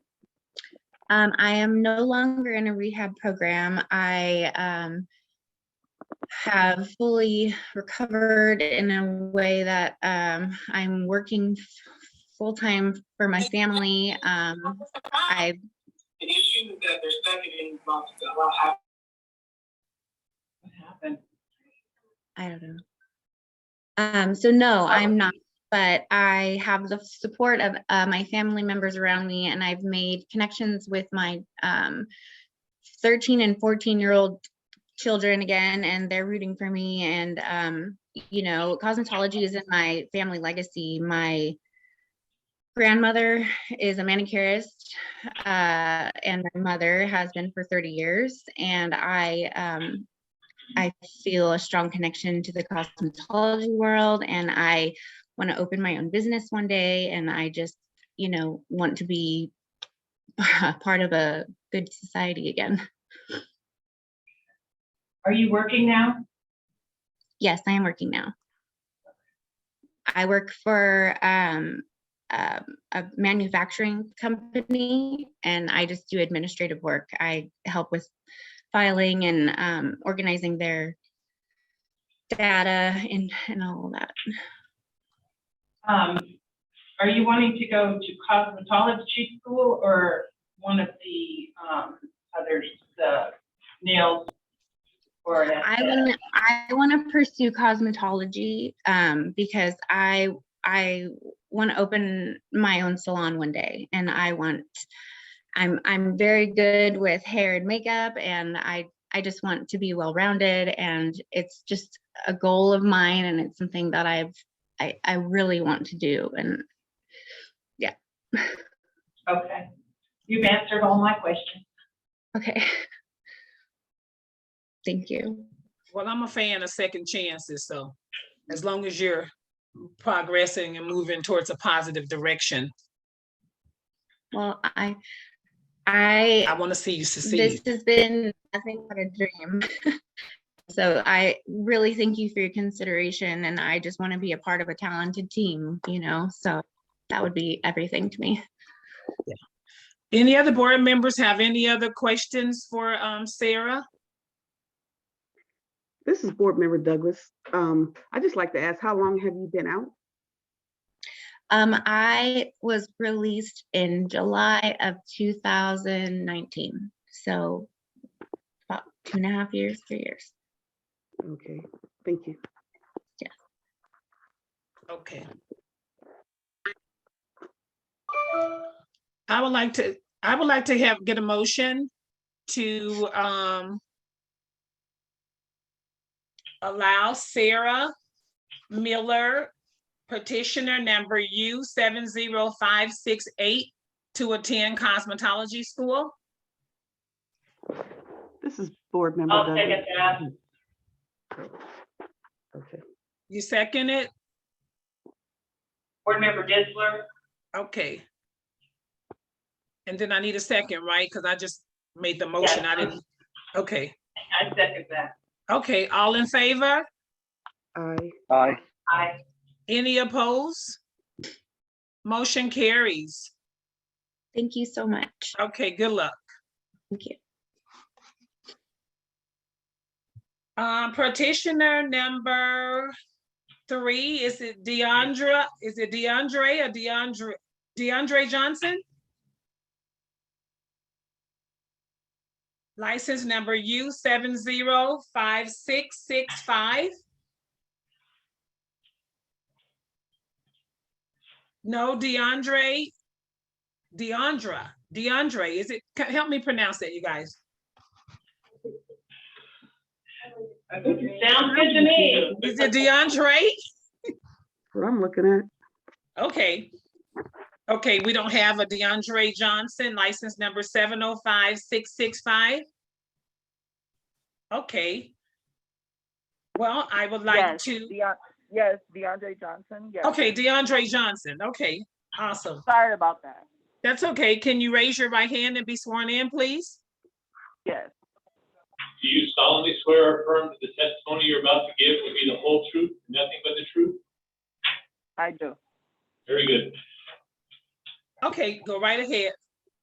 Well, I'm calling in today because I am currently trying to get into cosmetology school, and it was a error in getting into the school because of they said that I was a felon, so they told me that I had to file for a petition and come up against the board in order to get approved. So that's why I'm here today. I'm just trying to start my life over and get my life back on track and, you know, go into the right direction and start cosmetology school and one day probably own my own business. Okay. So are you, my question for you, Deandra, I think, is that you in the background? We can hear like some other noise in the background. Yeah, I'm sorry because I'm currently at work, but I hear you. Okay, so are you currently still on parole? Yes, I am. Until September of 2022. Until September 20 what? 2022 this year. Okay.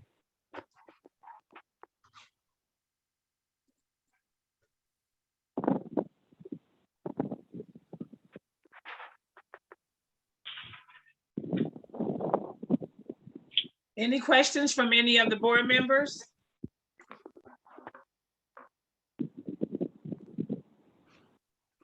Board Member Gwen, I'd like to make a motion that we hold off on okaying this until September of 23, when they're off of probation or parole. This is Board Member Douglas. I second that for September of 2022. She said she'd be off of probation. 2023. She said 2022. It's 2022. Yeah, as of right now, I put 2023 because it was 2023 at the moment, but as of right now, I got an email from my parole officer saying that they just lowered me to a lower risk. So they said that I should be off September 22. Is there any way that you can give that letter, can put something in writing and send it over to our board so that at that time? Of course, I actually have the email that I can send to you that he sent to me. You can send it to the board staff. Yes, And just keep just save the email in your email. Mm-hmm. Okay, so there's a motion on the table. You want to go ahead again, Ms. Stixler, board member, for your motion? Then once we get that paper, then I'll amend that as far as once we get that paper and see when their probation ends, then we'll reconsider the. This is board. This is board member. This is board member. Okay, so are we saying that she reapplied for the September, for that board meeting during that time? I think we have to give her some more guidance. I would suggest that the board meeting that after that, whenever that's over with, as far as her parole or her probation, whenever that ended, I think that then we should consider seeing when we could put them on the agenda to approve that and make sure that everything's still going the same way. Okay. So she has to resubmit. You can go ahead and restate your second. You want to second that? Come from Douglas? This is board member Douglas. Are we saying she has to resubmit after September 2022? If that's what her paperwork says, yes. Okay, I second that motion. All in favor? Aye. Any opposed? Aye.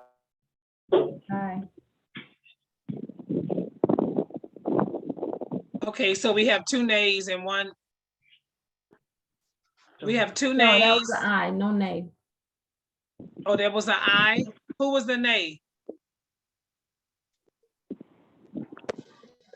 No nays, mine was also an aye. Okay, good. I thought, okay, it sounded like draggy. Okay. Motion carries. So can you reach out, is it Deandra? Yes. Okay, Deandra, the motion carried that you would resubmit your documents for the meeting after September 22nd. Wow. So I have to wait until after September 22nd to start school? Yes. All right, thank you so much. You're But welcome. first, we need to have the paperwork that they have, right? She's gonna submit the paperwork before the next board meeting after her September 22nd. What other paperwork will she need?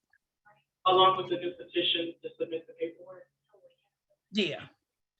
Okay, Deandra, you would have to resubmit the whole complete application. Okay.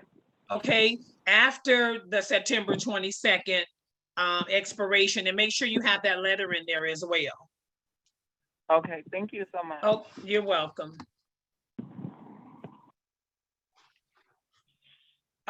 Petitioner number 4 is Cassandra DeLeon. License number U706459.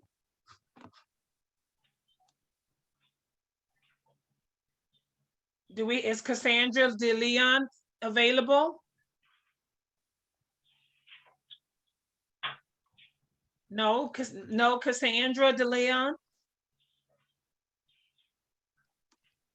Okay, so can we just deny the petitioner because she's not available today?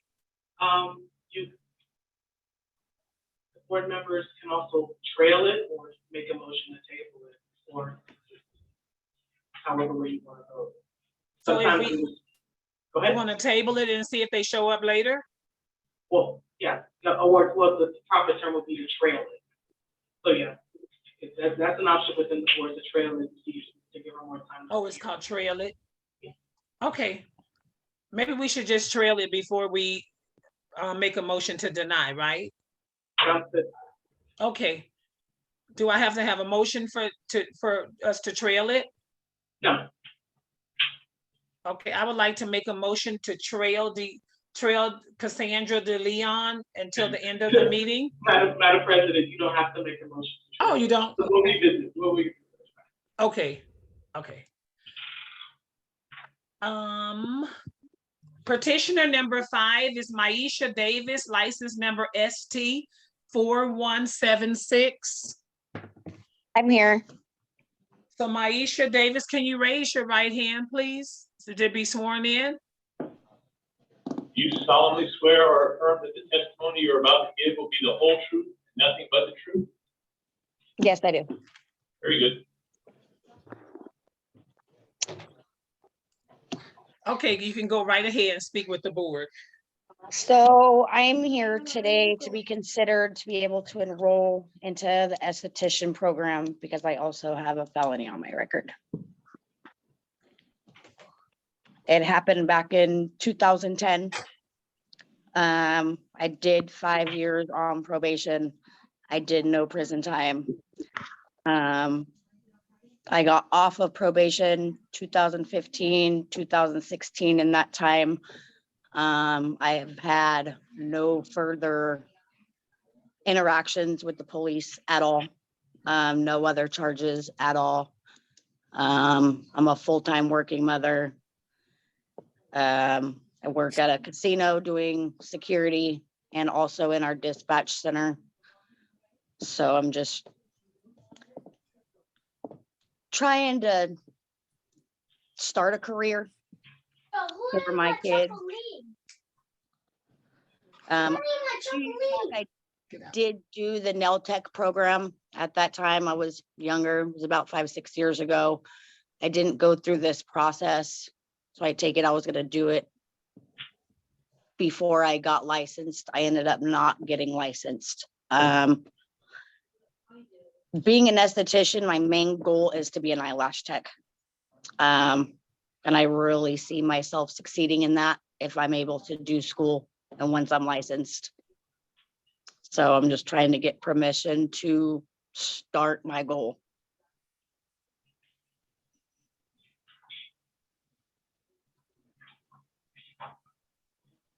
Any other question? Any questions or concerns from any of the board members? This is, oh, Whoever else is on there, I have a couple questions. this is board member Douglas. Maisha, I'd like to know, was your child taken away from you? He was.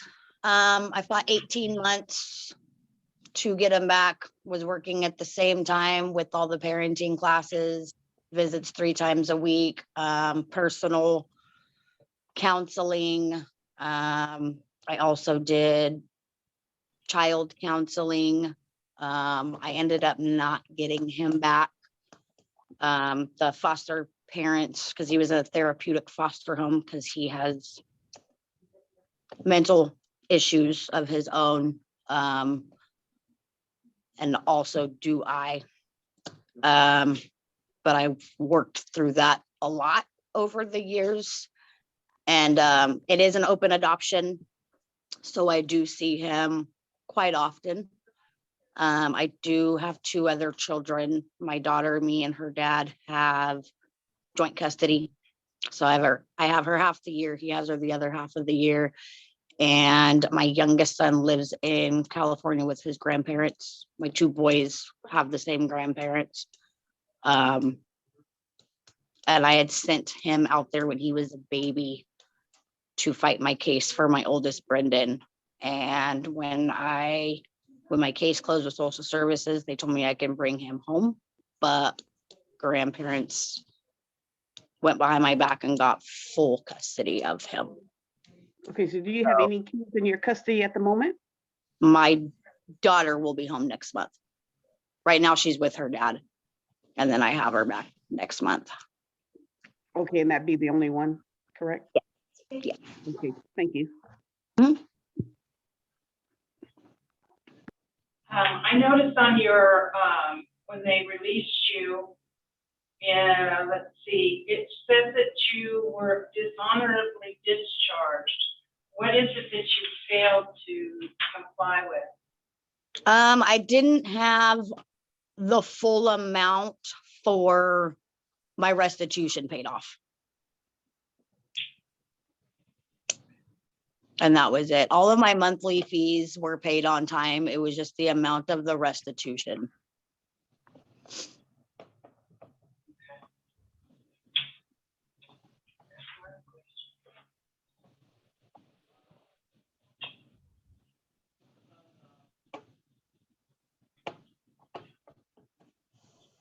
Any other questions? I would like to make a motion that Maisha Davis is allowed to attend cosmetology school.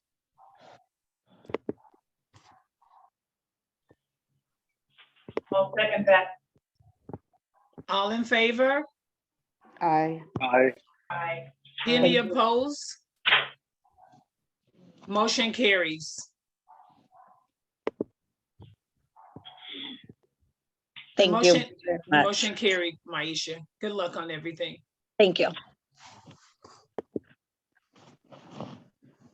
Petitioner number 6 is Leslie Baker, license number U707129. Is Leslie Baker available? Yes, ma'am. Can you raise your right hand to be sworn in, please? You solemnly swear or affirm that the testimony you're about to give will be the truth and nothing but the truth? Yes, sir. Very good.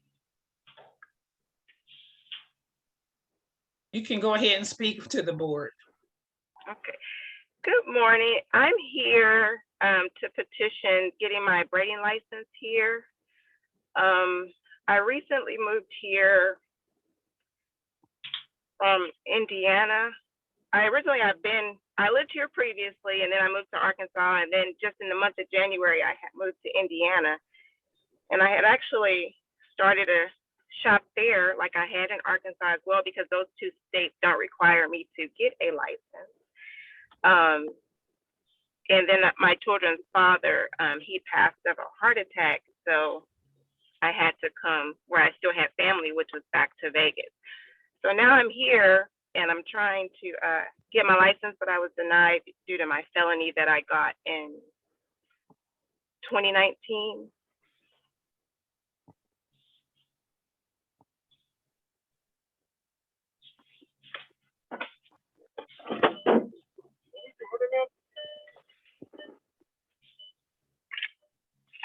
That's all you wanted to say? Yes. Any other board member have any questions for Leslie? This is Board Member Douglas. Leslie, do you have a cosmetologist license or just a braiding license? No, I didn't. Arkansas and Indiana did not require me to have a braiding license or cosmetology license. And I was able to have a salon in both states there. Officially, I've been like braiding hair since I was 10 years old. It was like my escape, because I was born to a drug addicted mother who gave us over, all 6 of her kids gave us over to our grandmother. And so braiding has always been my comfort, my escape. Like I would braid everybody's hair, my sisters, my cousins, my neighbors, because it was my therapeutic way. And I even like through the whole case, I braided, like my clients were my family. I've had regular jobs. I've been a real estate agent. I worked for the post office for 5 years, but I never let go of braiding.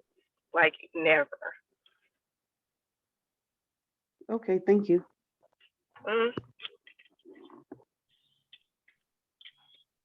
Ms. Baker, are you braiding now?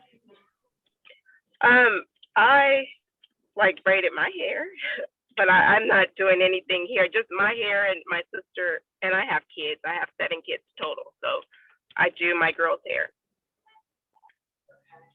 And the braiding license is what you're petitioning for, correct? Yes, ma'am. Okay. But you're not licensed now? No, ma'am. Okay, did you have a license where you were before? Now, I think you said you didn't need one, is that correct? Yeah, they weren't required, but I did own a salon in Arkansas and I owned one in Indiana, a braiding studio, I should say. Thank you. Sorry. So they gave you probation only, you didn't serve no time or anything like that? No, ma'am, I was sentenced to 4 years probation, but I was released early after 2 years. I completed everything they asked of me with no hesitation. So you're just petitioning us to get a license because there's no school required? Yes, ma'am. Any other questions or any other concerns?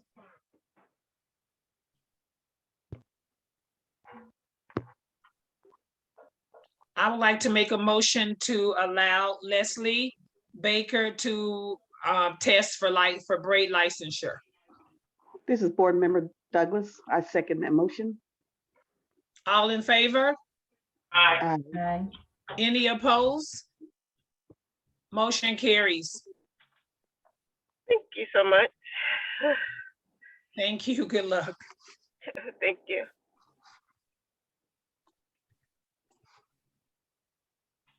Petitioner number 7 is Sierra Strickland.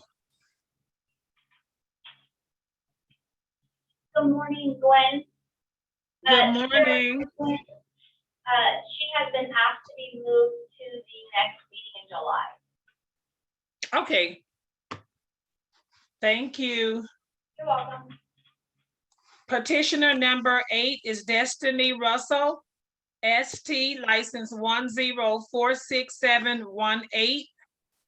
Are you available, Destiny Russell? Yes. Can you raise your right hand, please? You solemnly swear and affirm that the testimony you're about to give will be the whole truth and nothing but the truth? Yes, I do. Very good. Go right ahead.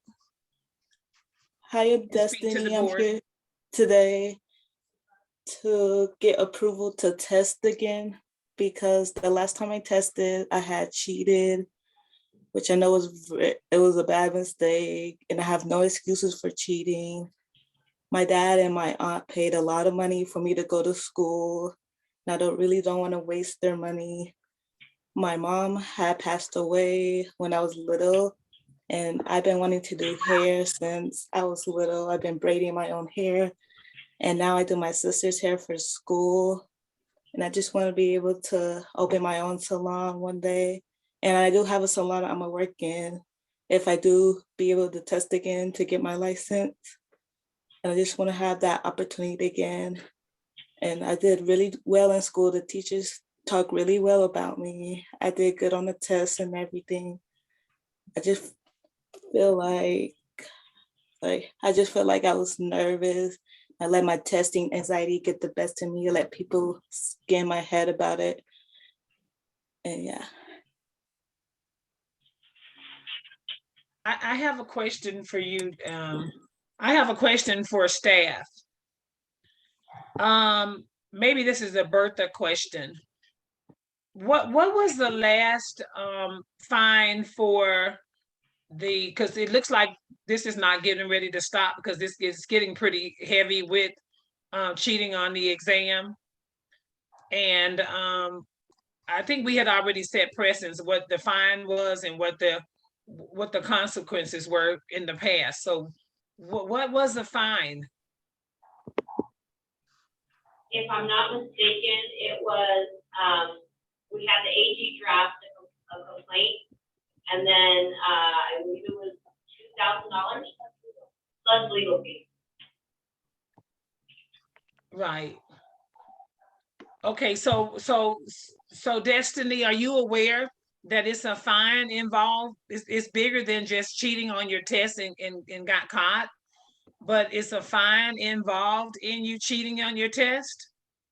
No, I wasn't aware. It's a huge fine because you're compromising the test. So it costs the board money every time somebody compromises the test. How much is the fine? $2,000.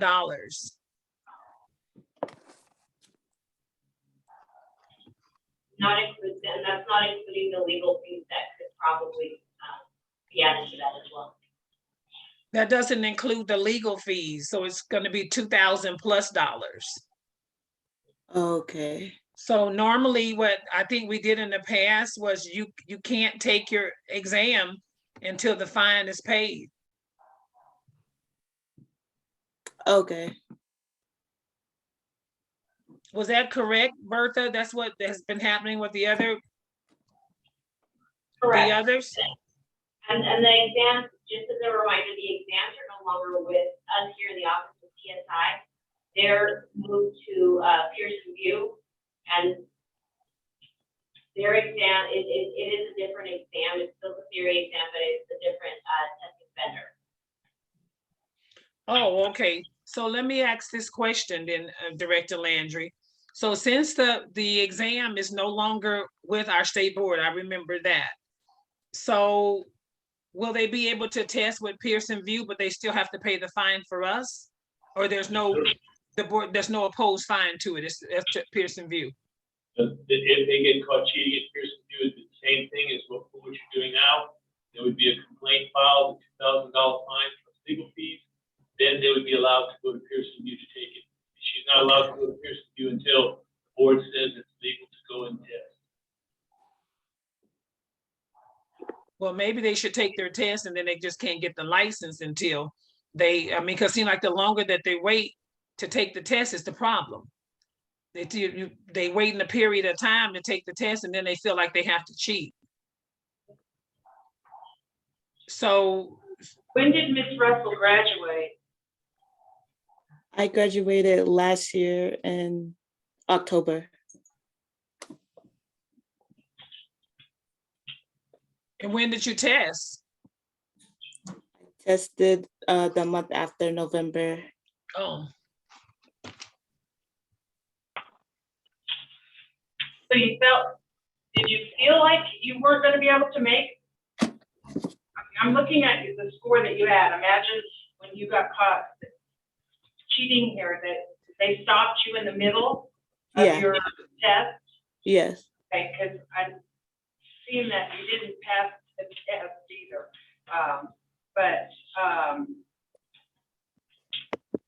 If there's already something set for the 2,000 plus legal fees, I'm gonna have to stick with that. This is Board Member Douglas. Is she cheating with a phone or something else? Some other device? Cheated with a phone. Oh, okay. I'm thinking the state board is taking people's phones and putting them in another room before you take your test. Okay, thank you.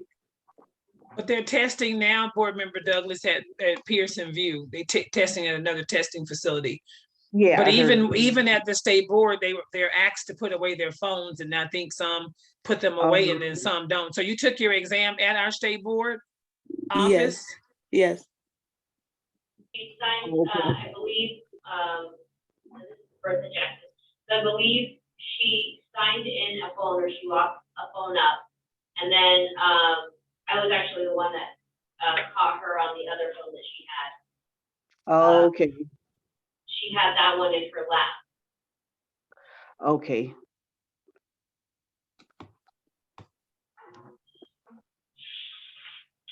Okay.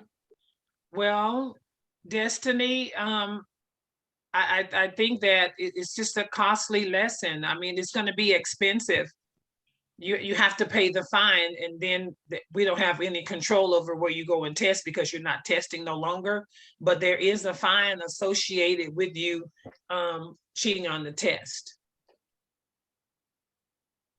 So is there any other questions before? Is there any other question before I make a motion?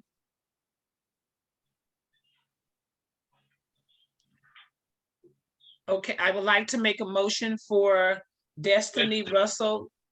But before you continue on, I just wanted to let you know, if you want to have a $2,000 fine and a complaint, that's what you're gonna have to make a motion on. You have to make a motion to have the complaint made, then the next meeting, the complaint would be made, the $2,000 fine would be issued with legal fees, and that's what would have to occur at that time. If you want to, and at that time, you could say, you know, you could allow Ms. Russell to go ahead and test and have the board wait until she's finished paying off that fine, or you can say you can't take the test until the fine's paid. Whatever action the board wants to take, staff can handle that. So it's whatever you want to do. But first thing that has to be done is there has to be a complaint filed, and you have to hear that and rule on the $2,000. Okay. Okay, so we first have to make a motion to file for a complaint to be filed for Destiny Russell for being found cheating on the exam. That's correct. Can I get a second? I'll second that. Okay. Okay, all in favor? Aye. Aye. Any opposed? Motion carries. Okay, secondly, we have to now determine if Destiny has to pay the $2,000 fine associated with getting caught for cheating on any exam. So my recommendation, and it's up to you, board, is that Destiny Russell is able to take her exam, but she can't receive her license until the fine is paid. I agree. On that license or test, when she tests, is she gonna have to pay for that test here with that? She pays, yeah. We'll send her. She pays for it at Okay. Pearson View. Oh, well, she paid through it through NVBOC, just like Okay. the normal. But then, so she'll have to pay for the retesting, and then that's what I was wanting to make sure that she's paying for that. Plus, because we have to pay Pearson View for her to take that exam. I don't think she paid twice. I think she just has to pay to take. Can we get like some guidance? I think she pays to retake the exam. And then that when she pays to retake it, they're taking the exam at Pearson's View's location. But she won't be able to receive her license until the fine is paid. That's correct. When she pays us, she will then be instructed that she can go to Pearson View, which we have instructions that we do. Right. She'll be allowed to go to Pearson View, but she won't be able to receive, depending on what the board votes on. No, she won't be able to receive her license until the $2,000 is paid, if that's what the board wants to vote on. Yeah. Any other recommendations? No, what you said is very agreeable. Okay, so I would like to make a motion for Destiny Russell to be allowed to take her exam at Pearson View, but you have to repay your testing fees, Destiny.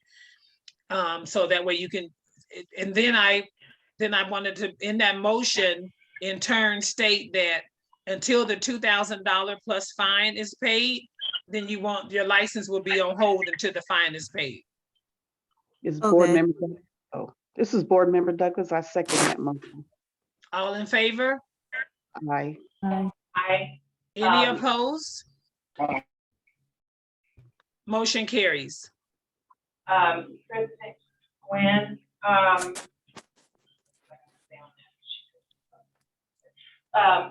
they're gonna send her a link on what she needs to do. Yes. Okay. Destiny, just reach out to the state board Or they'll send you something stating that what you need to do, but it's just study, okay? You have to study. Yes. Okay. Okay, thank you. Okay, bye-bye. Anthony Curter Jr. Is there Anthony Curter Jr., license number ST 104626?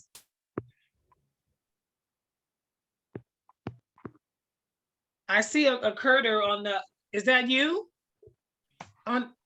Okay, you're on mute still.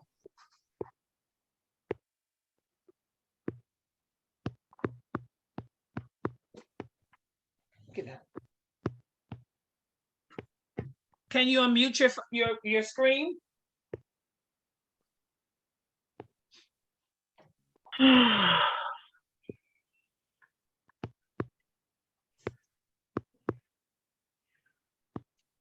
Christine, can you mute your phone, please?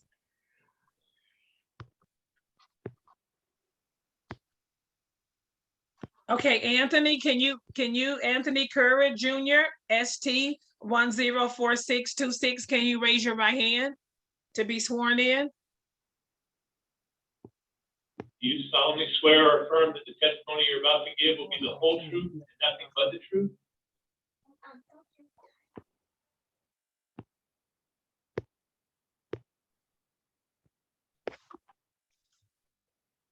It shows on our end that his microphone is active, but there's no sound coming from it. Right, there's no sound. Can you hear us, Anthony?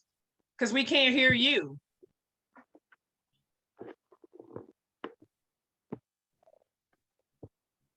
If he can hear us, would he like to dial back? If he hangs up and dials back in or disconnects and hooks up again, we can let him in and let him see if he can get his microphone working.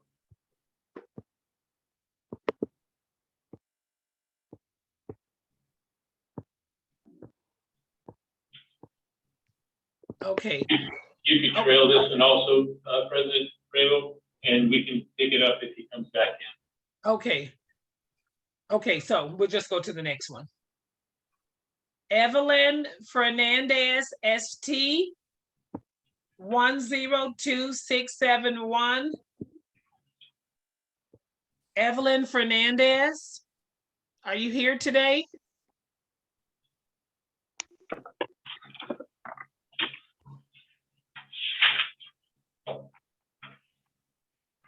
Hi, Evelyn, can you raise your right hand to be sworn in, please? Do you solemnly swear or affirm that the testimony you're about to give will be the whole truth and nothing but the truth?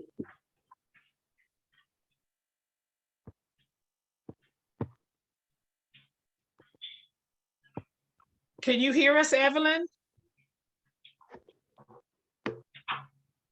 Because we can't hear her either.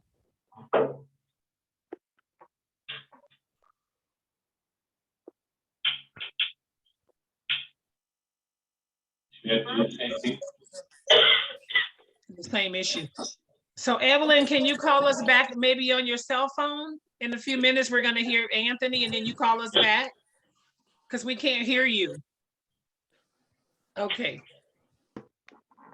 Hi, this is Anthony. I'm sorry about the other one. My computer's not working. Okay, Anthony, and we just need to swear you in one more time. Do you solemnly swear or affirm that the testimony you're about to give will be the whole truth and nothing but the truth? Yes, I do. Very good. Okay, you can go right ahead and speak with Okay, the I'm here board. today because I did have my phone out when I was testing and I was caught cheating, and I was just seeing if I could have permission to retake my test. You know, I feel very, very embarrassed about what I did. I feel like I let every one of my friends down. I let my family down. And I just want to be able to take my license the right way.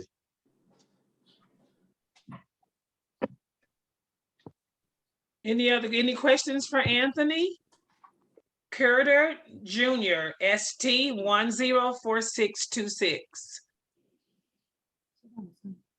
Now, this is Board Member Douglas. When Anthony, when you said you wanted to take your test the right way, you were taking it the right way in the beginning and you still cheated. So there's going to be a fine for this. I'm not for sure if you're aware of it, but it's going to be a $2,000 fine. Are you aware of that?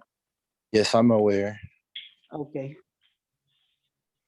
You just got to study harder. There's no future in cheating. Yes, I understand. Okay, thank you. Okay, so You'll have to do the same thing. You'll have to have a motion to file a complaint and then have a motion on when you'd be eligible for testing. okay. Okay, any other questions or comments from the board members before I make a motion for the complaint? No, I would like to make a motion for Anthony Curter Jr. ST1-04626, a complaint to be filed for taking an exam, found cheating on his phone. Can I get a second? I'll second that motion. All right, all in favor? Aye. Aye. Any opposed? Motion carries. And Anthony, just the motion before, the board is going to allow you, so I want to make a motion for Anthony Curry Jr. to be able to take his exam and pay the fees, but the license to be held until the fine is paid in full. This is Board Member Douglas. I second that motion. All in favor? Aye. Any opposed? Motion carries. Is that Evelyn? Are you back? Yes. Yes, I am back. Okay, awesome. So I'm sorry, Anthony, the board will send you the information that you need. I apologize for that. Okay, thank you. So you understood what happened, right? Yes, I understand. Okay, awesome. Appreciate you guys. Okay, thank you. Okay, Evelyn, you might have to raise your hand again to be sworn in. Okay. You solemnly swear or affirm that the testimony you're about to give will be the whole truth, nothing but the truth? I do, yes. Very good. Okay. So you want to speak with the board? Hi, my name is Evelyn, and I'm here petitioning today, hoping that the board will consider on allowing me to be able to test again due to having an electronic device, my phone, inside the testing room. Knowingly, I wasn't allowed to have my phone in there. I was not caught cheating, but although there's no way of proving that, I am my grandma's caregiver, which is my reasoning on why I put my phone inside the testing room. Knowingly, I'm not allowed to. My grandma is in a wheelchair. She only has her non-dominant hand, and her right hand, which is her dominant hand, and her both legs were amputated. I only took my phone in there because I was concerned for her own well-being, although I knew that I wasn't allowed to. So I'm just here to see if the board will consider on allowing me to test again. This is Board Member Douglas. I understand that you are worried about your grandmother, but if you were that worried, you wouldn't have came and took the test that day. So I feel our fines we're going to uphold you on the $2,000 fine, and maybe in your future, you can study a little bit more to pass your test. Yes, I agree with the fine. I just also do have a couple questions. I did hear you with somebody previous to me. There is legal fees with that. I'm just want to see if I could get a small clarification on what those legal fees are, or is it just like the taxes on top of the $2,000? You're going to have to check with State Board, and Okay. they'll notify you of that. Okay. Yes, hi, Bertha. Let me just ask, do you know right offhand, like what would the fees be for? Not right offhand, I would have to double check. No? Not right offhand, I would have to double check that. Okay. Okay, but Evelyn, the board staff is gonna get in touch with you in advance to let you know what those fees are. I don't Okay. think they know quite yet until like everything is filed. Okay, and will I have the same case if I am allowed, will I be able to do the testing first? If I'm not able to pay the fine first? And Yes, we're gonna make a motion the same for you as the others. okay. Okay, any other questions or comments before I call for a motion? Don't think so. Okay, I would like to make a motion that Evelyn Fernandez, ST 102617, complaint be filed, having a cell phone caught cheating on an exam. Can I get a second? It's Board Member Douglas. I second that motion. All in favor? Aye. Any opposed? Motion carries. I would like to also make a motion for Evelyn Fernandez, ST 102671, to be allowed to take her exam and pay the testing fees and license be issued once the fine has been paid in full. Can I get a second? I'll second that. All in favor? Aye. Aye. Any opposed? Motion carries.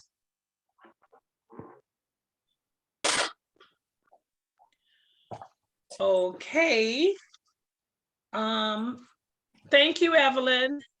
Thank you. I have a quick question, or I could just call it State Board. I was hearing your guys' last petition with somebody else, and I don't know if I just understood wrong. Is the testing location, will that be changed now? I understood like Pearson View or something since I took my night State Board. The State Board, the staff will be sending you some information, I guess via your email in the mail with the new location. I think there's a new location. The location in Reno is actually the suite right next door to the board office. Oh, okay, thank you. You're welcome. Okay. All righty, bye-bye.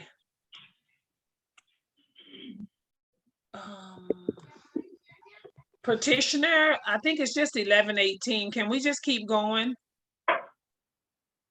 Whatever the board wants to do, yeah, keep going. You guys want to just keep going? We're almost done.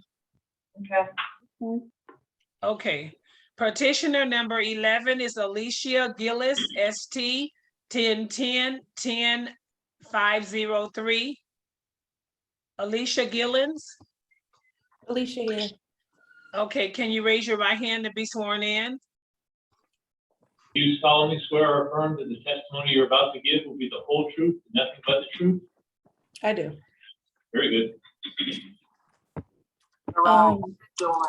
So I am petitioning, I had got 2 fines, excuse me, back in December for practicing esthetician practices without a license and for doing it out of my house. The way it started, I got my certification in August. I took a class down here from a school in Arizona. They actually told me that it was okay for me to do lashes out the house without having a license. I'm sorry, guys. Wow, I'm sorry. And I just started practicing on my mannequin at first because I didn't feel confident enough to work on a face. But then my coworker that I've been friends with for like 2 years now, I asked her, I was like, can I just practice on you? I just need to work on a face to like increase, you know, my practice and everything. So I was just practicing on her for probably, I want to say 2 months or so. I did post on my Instagram the work I did on her, the work I did on my mannequin. I did have a booking site, but I also have a website because I make my own products. I make my own like face scrubs and body butters and stuff. So my website was for both. In September, I went to my esthetician. I had started talking to her, kind of got, let her know what I was doing. I was doing lashes and everything. And then she told me, "Oh, are you licensed?" And I was like, "Licensed? I need a license? I didn't know that." So the moment she told me that, I kind of just stopped everything. I stopped posting on Instagram. I stopped practicing on my friend, and I looked into school. And 2 weeks after I talked to her, I started school. Probably 3 months into school. And while in school, I didn't work on anybody except for my classmates. I only did facials on them, waxing on them. I didn't work on anybody's lashes or anything because I wanted to, once I started school, they told us about the fines and everything. And I was like, I don't want to fine, so I'm not going to work on anybody. I received my fines in December, late December, and I was confused on why I was getting a fine from something that was way back in August when I wasn't providing a service. That was my intentions, but I never actually took any clients. I never actually worked on anybody except for my sister down in California and then my coworker here.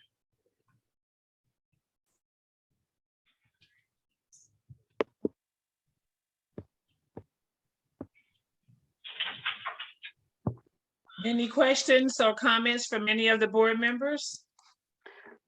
This is Board Member Douglas. That's where Maggie would come in at. I mean, because I'm trying to understand when she said she wasn't practicing. So how did they get the citations for her if there was no action of any work being done? I kind of feel like it was a classmate of mine when I started school.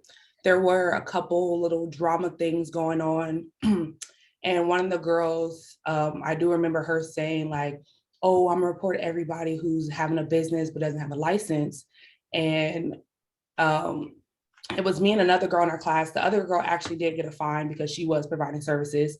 But the girl, she just took a photo that was from a long time ago and just ran with, because when I started school, I had let everybody know, like, I'm here for lashes. That was my main goal, is to learn lashes and everything. So once all the drama and everything started, I kind of felt like she just did that out of spite. No, I understood what you said in the beginning. I'm really speaking to State Board. I'm trying to figure out how did they get the fine or the citations for you where there's no photos or any kind of stuff you're doing. I'm trying to find it. Executive Director Landry, we have a presentation with the information on this case. Yes. Oh, okay. Can we see Thank the you. presentation? I would like to see it. Sure. Okay.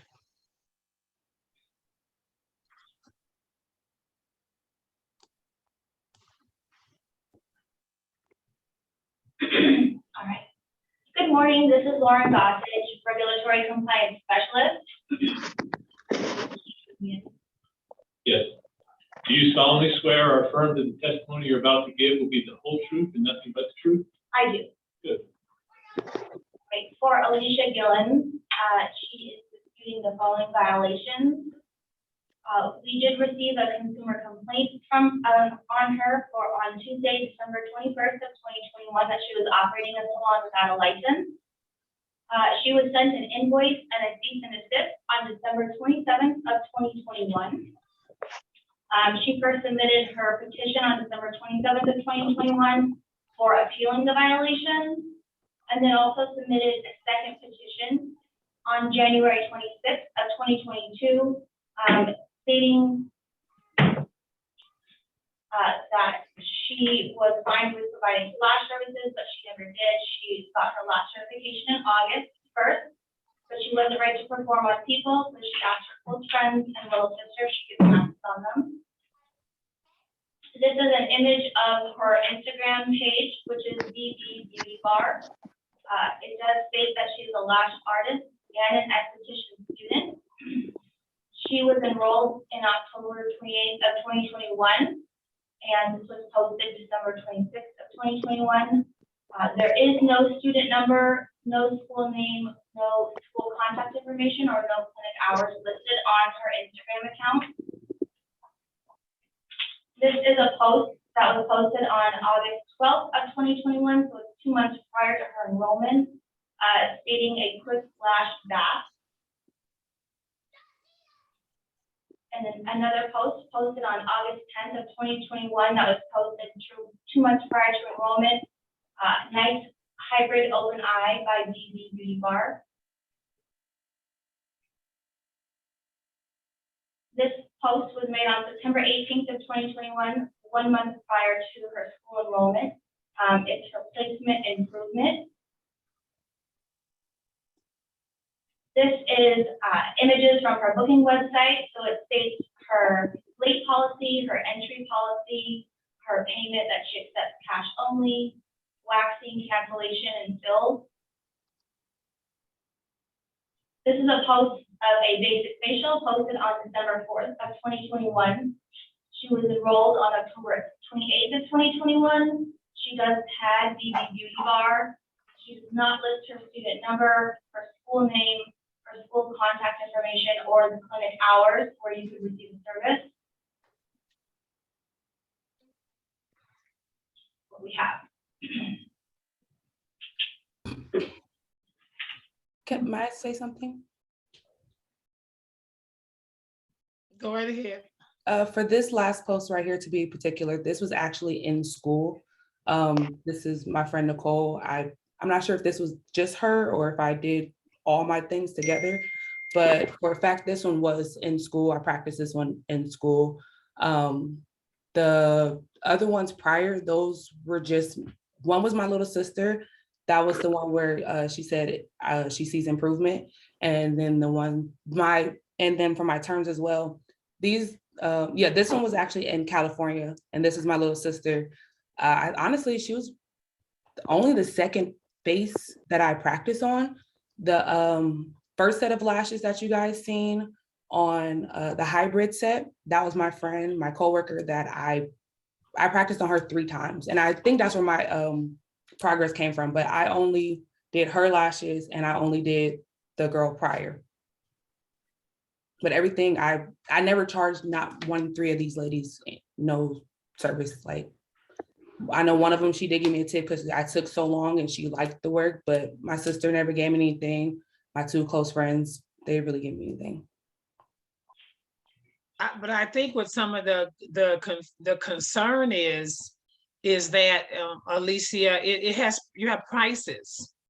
So when you're posting prices, it's kind of like more than posting just my practice things to show this is the work that I could do.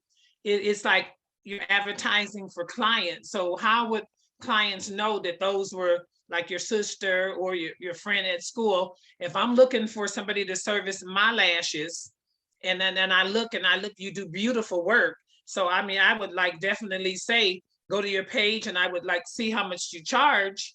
And I think that's where the confusion lies, is that you have like a full-blown business out there. I understand that. And once I started school in October, and our teacher actually started, they didn't really get into law until January. That was my senior side, but she did speak upon law a little bit. As you guys see, I do have the, I believe, did I put? Yeah, like the no restroom and all that. And then the shoes, everything that all these policies that I made was before school. Like, I didn't know anything about, I had to be licensed. I didn't know I couldn't do anything out the house. But once I did, and once my teacher did inform us, I don't remember exactly when, but I did block my policies until I was getting my license and everything. But originally I was trying to get clients, but I never did. After a while, I just stopped posting. And as you guys see, I was posting like products and everything like that. I can say once I was knowledgeable of the law, knowing that I had to be licensed, I completely stopped practicing even on my own friends. I did keep my work up though. That way, when I did graduate, people can still see that I have something on there, but I just didn't think to take it down or to change anything. This was printed like December 22nd, right after you got fined? That's correct. That's when it was found.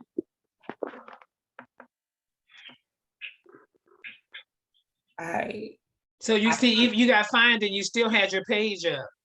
I got fined, and the only reason why I kept my beauty bar page up was because I had my my cosmetics attached to it. So I knew if I was to delete my whole page, I had to start completely over with my posts for my products and everything. So I just thought it would be smarter to take down the link for booking and just have it for shopping, and then take down my pictures and everything once I did receive the notice and everything.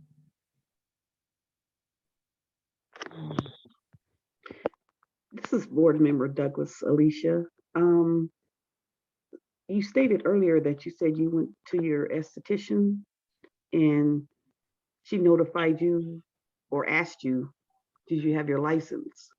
So I think I'm pretty sure that you knew or you was aware that you needed a license, because if you want someone working on you, I think you would want them to be licensed just in case something happens where you can sue them. Very understandable, yes. I'm not getting the part where you said you don't understand, but I understand your explanation, but at the moment, I don't believe you. We're still going to keep your fine on you. The part where I was saying my esthetician, originally, the girl who was doing my lashes, she wasn't licensed, and she eventually did get a fine and everything, but I didn't know about her fines until after the fact, like after she was doing my lashes for over a year. My wax lady was the one who informed me that I needed to get licensed, because prior to that, I was talking to her, like, telling her about my life and everything. When I went back for that last appointment, I had told her, like, yeah, I started lashing. And then that's when she asked me if I had my license.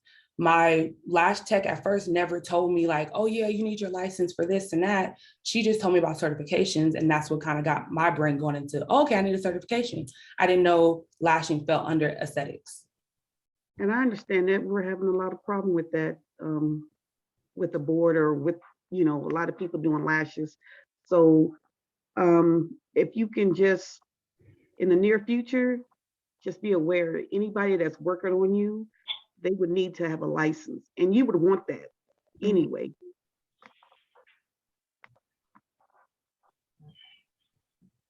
Okay. Thank you, board staff, for that that visual. So I would just like to call for a motion. This is Board Member Douglas. I would like to uphold Alicia Gillen's fine for the $2,000 for ST-1010100503. Can I get a second? Second that motion. Brian Baltazar, second that motion. All in favor? When I'll second that motion. Okay. Okay. Yeah, all in favor? Aye. Any opposed? Motion carries, Alicia. Have a good one, guys. Thank you. But I can say this, when fines of yours, I've seen in the past where they'll give you a payment arrangement if necessary. So you might want to reach out to board staff. I paid for it prior, but I called Lauren and she said I could still come before you guys. Oh, okay. I just wanted to see how it will go and everything, but thank you guys for your info. Okay, all righty. Bye-bye. Okay, Drealis Santana, ST99380. Are you here today?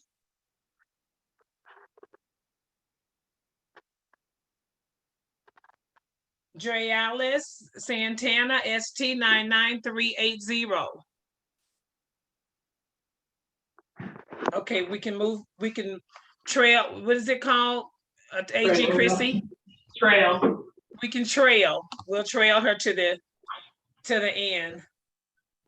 Petitioner number 13, Savannah Steek, A49. Okay, hi, Sorry, I didn't mean to interrupt you. That's okay. License number A49536. Can you raise your right hand to be sworn in? Yes. Do you solemnly swear or affirm that the testimony you're about to give will be the whole truth and nothing but the truth? Yes, I do. Very good. Okay, you can go ahead and speak with the board.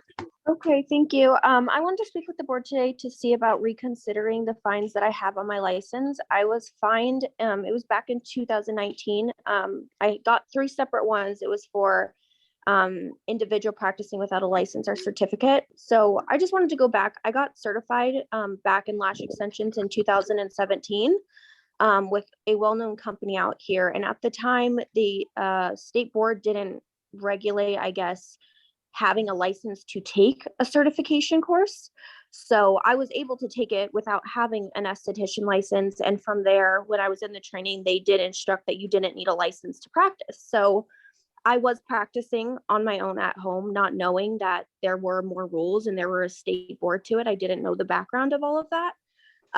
It wasn't until I decided that I wanted to get more in the beauty industry and I decided to get into esthetician school and I wanted to do facials, things like that. It wasn't until then that I was aware that you actually needed a license to practice lash extensions. I thought it was completely separate. So I ended up getting my license. And once I started working in the salon, it wasn't until after I had a license and was working in a salon that I actually got fined over $4,000 from not having a license. So it was a genuine mistake. I didn't know the two correlated and that I needed, a license to do the extension. So I just wanted to see about this being reconsidered or at least dropped or lowered, because unfortunately I do have to renew my license in December and I worked really hard to, graduate and do all that stuff. And I would hate for my license to expire because I don't have the 4,000.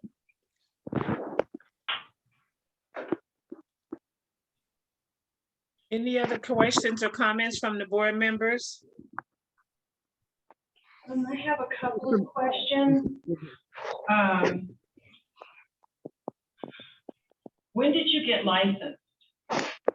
I want to say I got licensed in 2019. So I believe it was in April.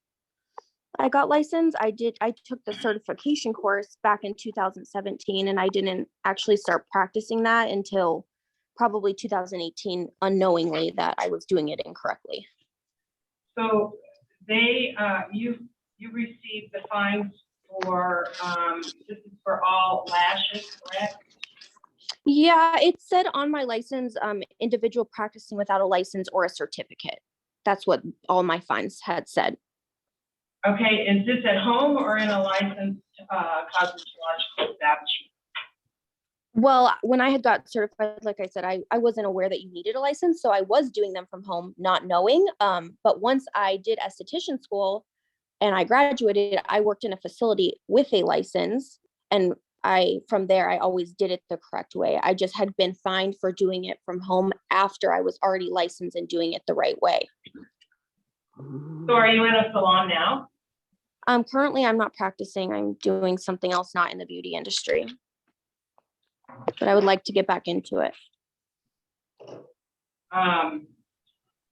Just to kind of go off grid here a little bit, if you were hiring a contractor of some sort, when you want them to have a license, they were going to do work at your house?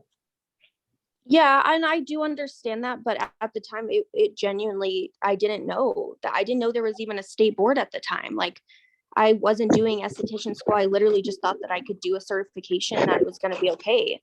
So I understand now. I definitely would want someone to have a license, but at the time, that wasn't something that crossed my mind, and it was a mistake.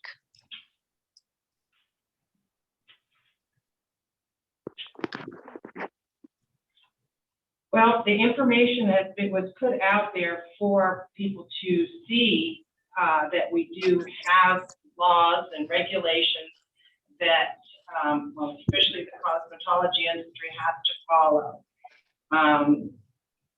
And just because you're saying you didn't know, that's not a good enough excuse for me. When you look like you would check something out before you would actually get into a profession of any kind. Okay, I understand, ma'am. It's just the state board didn't regulate licensing. They didn't check licensing for people getting certified with lash extensions at the time. So I was not let aware at that time because that was not being regulated at the time. So I was unaware, It unfortunately. was being regulated. And well, It's been okay. regulated for years under aesthetic. And so because you didn't need to get a license to do the lashes before you took the certification, I understand getting a certification is a nice thing and a good way to do things. You know, but that's after you get your initial license because there's so many things, especially with lashes and around the eyes. Those chemicals they get in the eyes, you know that just doing them, and the problems it could be. So, Yeah, I do definitely understand. I guess my biggest thing too is like, I don't mind paying something, but I don't have $4,000 to pay before September with COVID and what I'm making right now. I do not have $4,000 to give to you guys. I was wondering if we can at least like talk about a different price or something. I can pay something. I understand it's my mistake, but I would hate for my license to go to waste because I don't have the money. okay, when is your license due again? In December. This year? Yes, of December this Or year. next year? December of this year. Okay, they're telling me December 2023. That's correct. Oh, okay. I didn't think that my license said. So Savannah, we have it that your license expires December 28th, 2023. So you have a full year. Oh, okay. A full year and a half roughly to set up. Open it back up and stop playing in here. You're getting on my nerves. Stop playing in here. Okay, so I have a whole nother year Open it after back. this. Can I go over there and play? Not December this year, but the following year. Okay. Can I go over there? So can I ask this question too as well? Open that back. Yeah. So Savannah, have you made like payment arrangements? Have you start paying anything?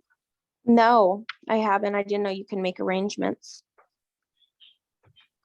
Maybe you should get like on a payment arrangement and then start making payments so that when it gets to the time, you will be able to, everything should be paid. Okay. Okay. Well, thank you guys for your time. Well, I'd like to make the motion that we uphold the citation. This is Board Member Douglas. I second that motion. All in favor? You guys. Thank you. Any opposed? Motion carries. Petitioner Camilla Mohammed, number 14. Yes, I'm here. Okay, can you raise your right hand, please? Do you solemnly swear or affirm that the testimony you're about to give will be the whole truth, and nothing but the truth? Yes, I do. I'm trying to fix my camera. Very good. Yes. So you want to go ahead and speak with the board, Camilla? Yes. So I got citations while I was in school saying that I was practicing without a license, even though I was doing like school events with a licensed person, like a teacher from the school, but I was doing stuff outside of school. But they were like for school events. Also, I think one of them said that about the website, but literally I did it for school. And since then I have got licensed and yeah, pretty much that's it. Okay, so can we have information. So what were you doing? You were at a school event and then you posted the pictures on your site. So how did we get here? I'm still So looking. actually I was with the school's traveling, with their traveling team, like for hair, because I went to Paul Mitchell. So when they would do events at like Fashion Show Mall, whenever they had any events, I was on the team while I was in school. So I did stuff with them, but I guess it got posted as I was working, just doing stuff on my own. So you don't have an Instagram where you have prices and any of that kind of I information? did, and that was because the school told us, like, it was actually an assignment where they told us like make Instagram or social media accounts to promote people to come to the school. Now I didn't clarify that, okay, come directly to the school. I was just posting stuff like, and I think I may have put on some of them like I'm a student, but I don't think I was clear enough. And I think that's the issue. Was it the same school price list that you used? From my webpage, no. But I never Oh. even had clients on that webpage. No one ever even, I never had visitors or anything on that web account that I made. And since I got the cease and desist, everything was taken down, even the one at the school, the Instagram that the school told me to make, everything I just took down the webpage and the social media until I got my license, and now I am licensed.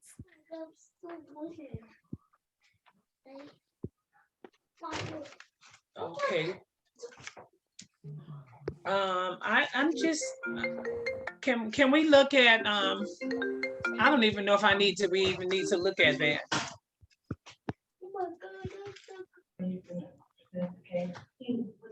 Brian Baltazar, it doesn't sound like we really do. I mean, you just outed yourself that you did not make a clear distinction between whether it was a student page or not. You know, really, the school is never going to tell you to create something that would jeopardize your licensing. It really is the student that, please, it really falls on the student to make those distinctions, to make it crystal clear whether you had traffic on the site or not.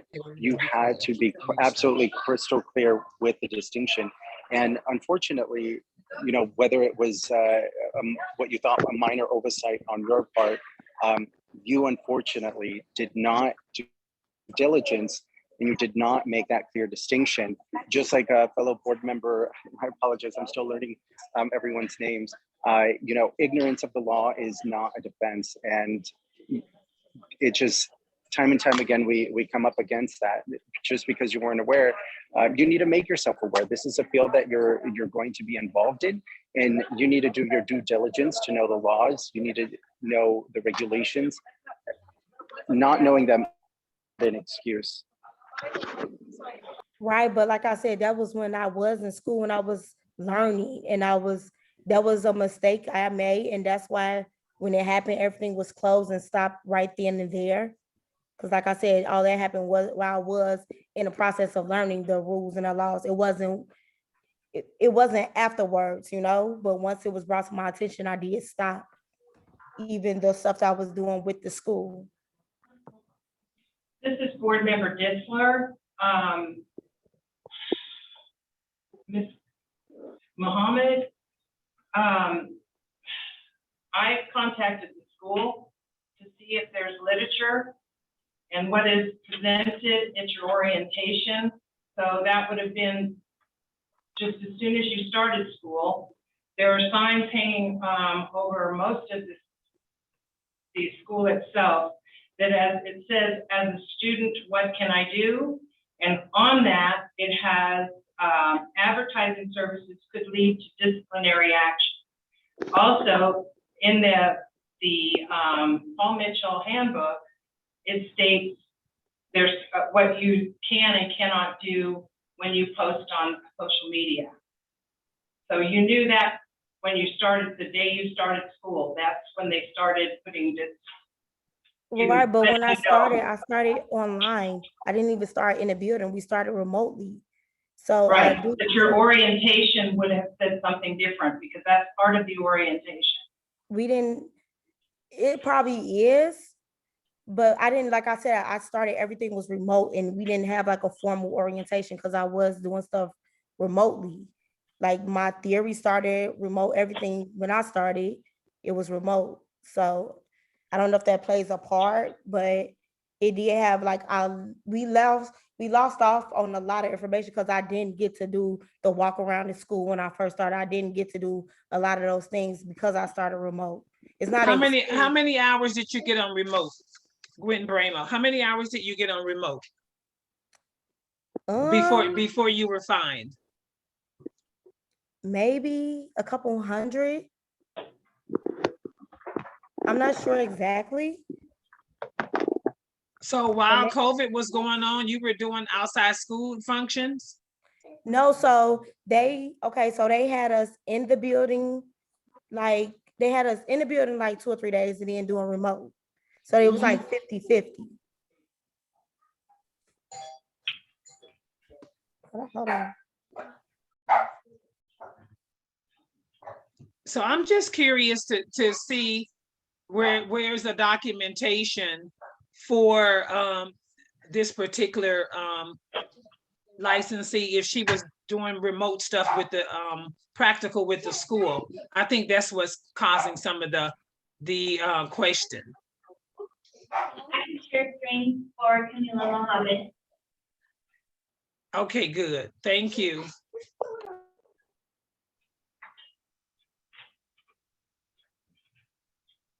All right, for Camila Mohammed, she is disputing the following violations. Practicing without a license or certificate, operating a salon without a license, and using advertisements which contain knowingly false or deceptive statements. We received a consumer complaint about that she was operating a salon without a license on January 2nd of 2022. She first petitioned January 12th of 2022. This is a picture of her Instagram page, Camila the Stylist. She does state that she's a hairstylist and that she can book an appointment. It does have her booking page and her private email. So there's no student number, no school name, no school contact information, or no clinic hours listed. She was enrolled in cosmetology school May 6th of 2021 and graduated in March of 2022. This post was posted on January 2nd of 2022. This is a self-pressed Vegas stylist. There is no student number, no school name, no school contact information, no clinic hours listed.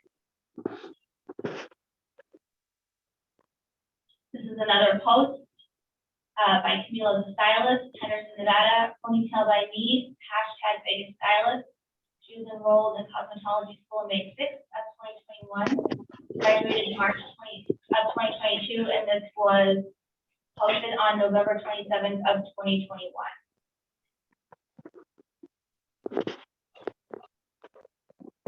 Another post on November 24th of 2021, hair by me, Camila the Stylist.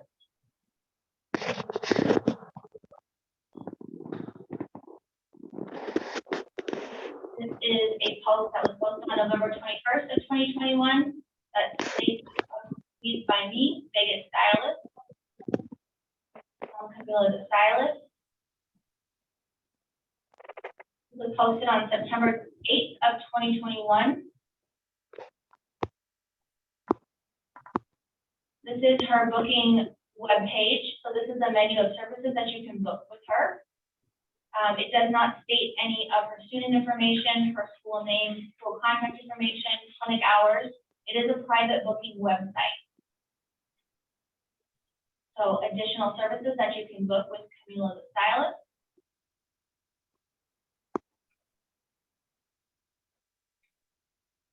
Pricing.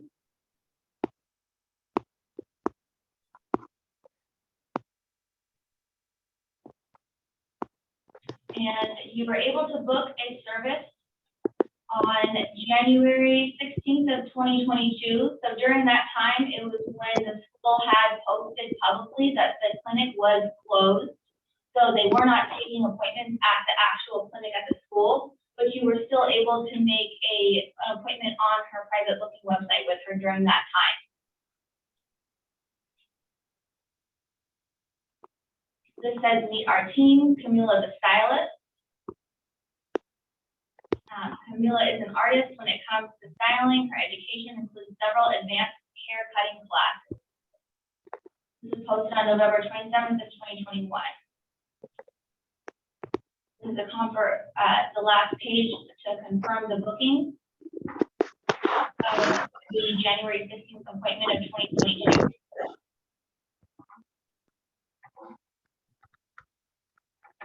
Has her personal phone number, her hours of operation, as well as her cancellation policy.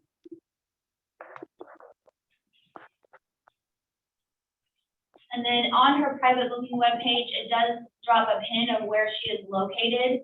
So this is a map and reference of where the school is located to where the pin is dropped on her booking website of where you will receive the services.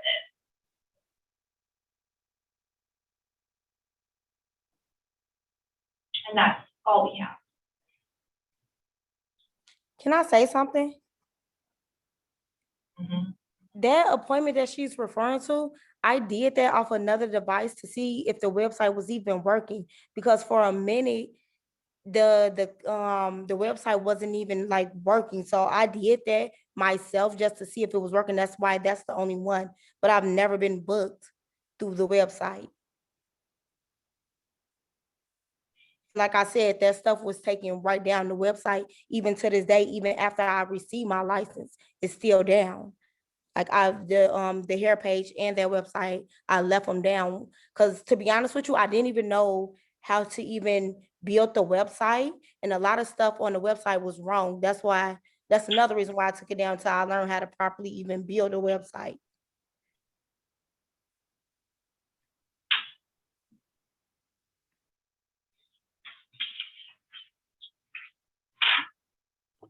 Yeah, I don't have any more questions. No more questions for me.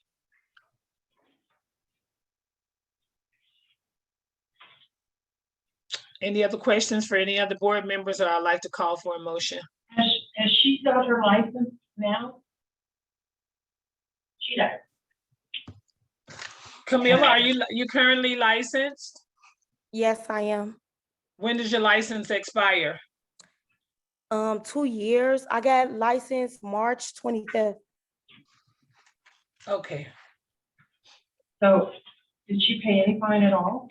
Yes, I did. I paid $1,050.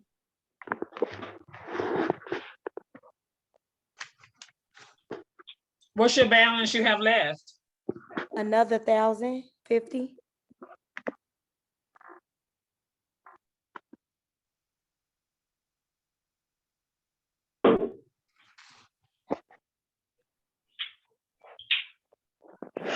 Any board member want to call for a motion? Board member, we're all called for a motion to uphold the citation. This board member Douglas, I second that motion. All in favor? Aye. Any opposed? I Motion- oppose. Motion carries. So Camilla, if you want to make arrangements, you still have 2 years. I mean, you need to get it paid as soon as possible, but the board has made a decision to uphold the staff's the citation because of the evidence that was presented today. Okay. Okay, thank you. I think our last petitioner is Shanera Hall C 26450. Is it Shanera Hall available? Yes, I'm here. Okay, can you raise your right hand, please? Yes. You solemnly swear or affirm that the testimony you're about to give will be the whole truth and nothing but the truth? Yes. Very good.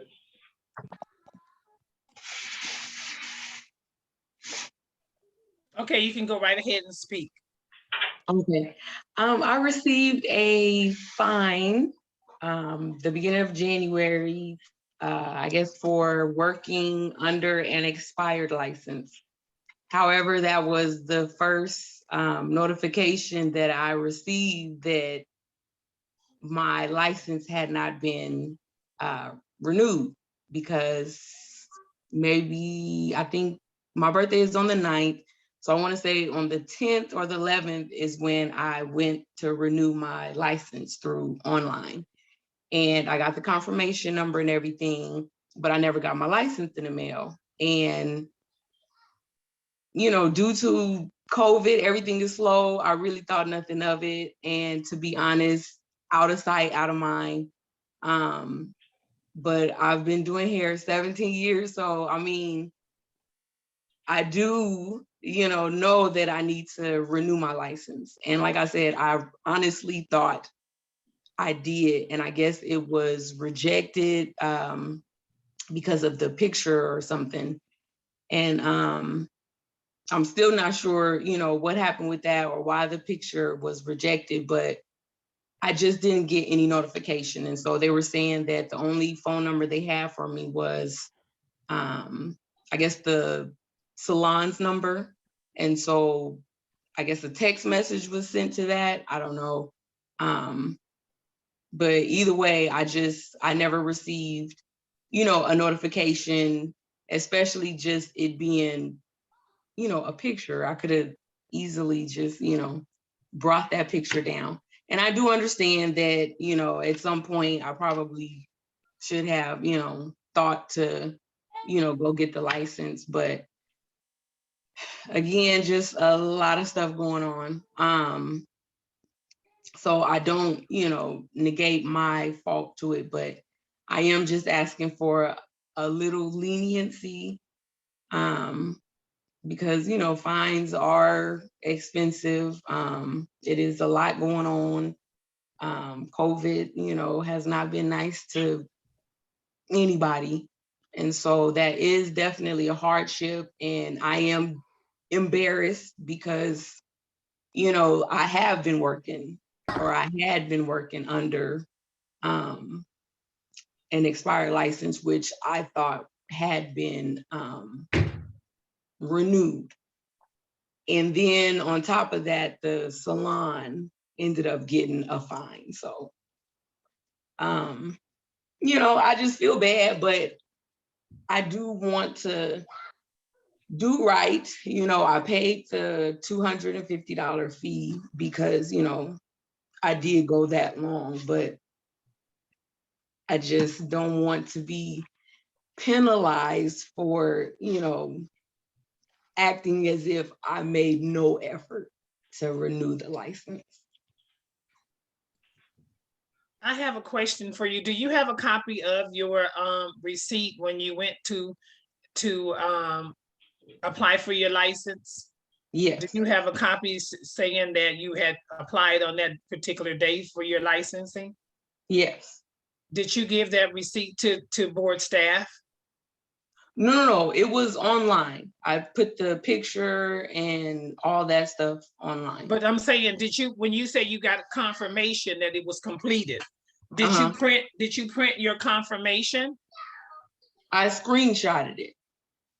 Okay, well, that's like the same thing. Mm-hmm. Okay, so if you had a confirmation and then there was an issue with the licensing, did you give staff your confirmation? When you applied for your license, you said your license was due on this day, and then you went like the next day or so, and you went online and you did your licensing. Is that what you said? Right. Okay. You said they gave you a confirmation when you did all your paperwork online. Okay. Did you, when you got that citation that you received, did you show staff that you already had a screenshot confirmation that you had thought you had your license paid for? Yes. You gave that to staff? Yes. Okay. With the letter, everything printed out. And so I guess that's why they allowed me to come before, you know, you all. Okay. Board Member Ditzler, when you said that you, that the phone number that was able to contact you was the salon's number? Yes. Okay, because I believe on your statement, you stated that it was your home number.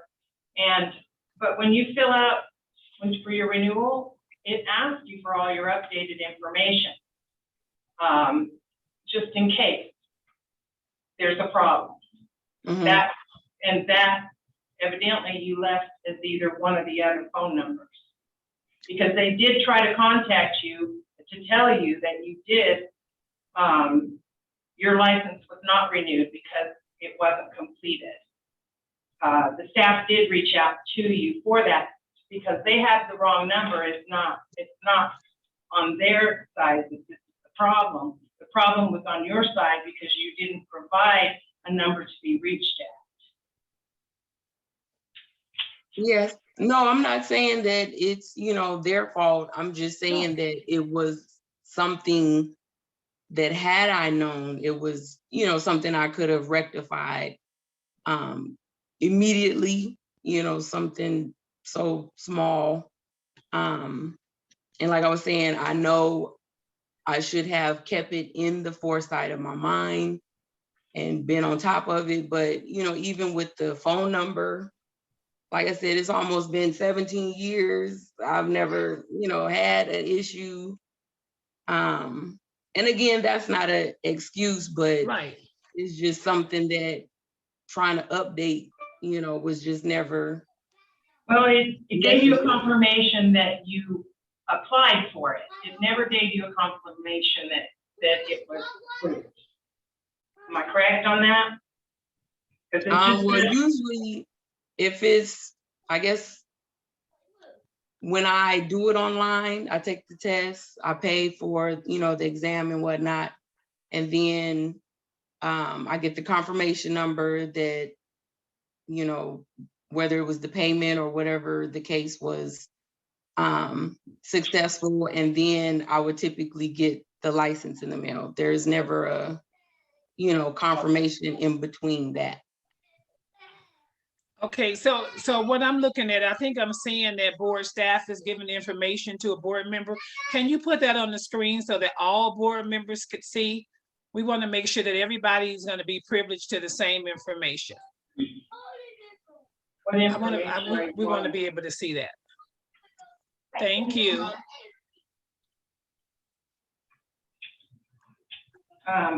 I guess that I have another question as far as between May and January, that's 7 months. Why was there not any, why was that not noticed in between that time? Again, just out of sight, out of mind. I've noticed that everything is delayed due to COVID.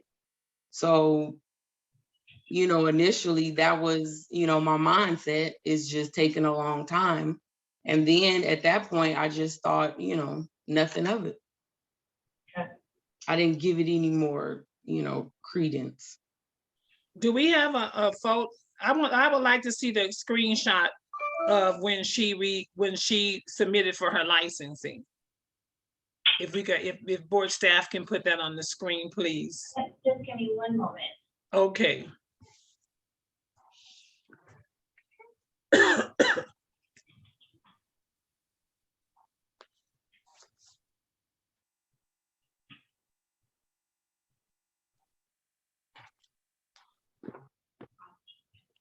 This is Board Member Douglas. Ms. Hall, did you say you already paid the $250 fine?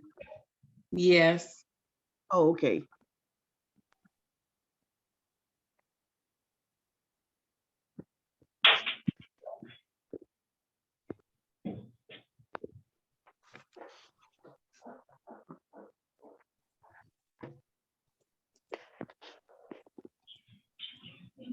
But I had additional fine.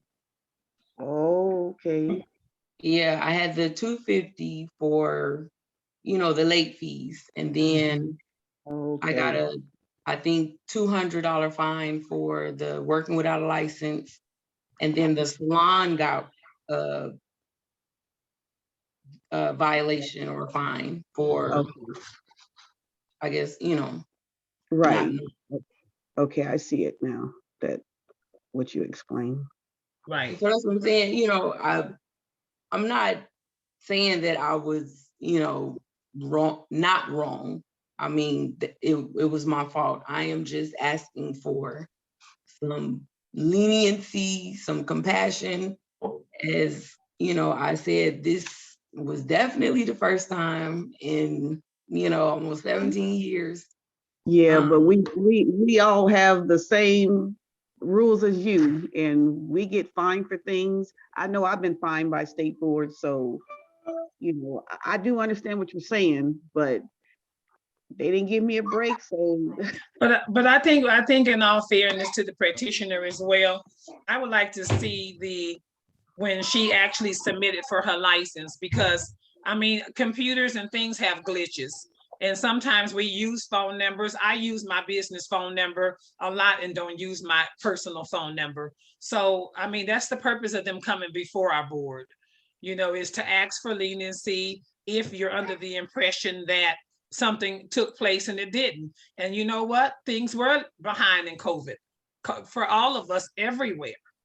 You know, we make a payment, or we don't know something's supposed to come in the mail. I mean, people are still waiting on product for months.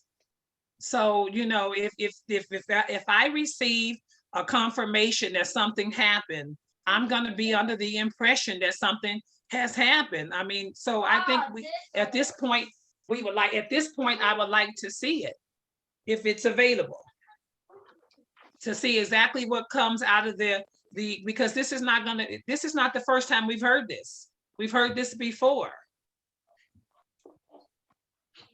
So we have to take in consideration all of that. I mean, if it's happening to one person, that's different. But if it has happened to people in the past, we need to take a look at it, because if I'm under the impression and it says confirmed for me, I'm under the impression that it's confirmed.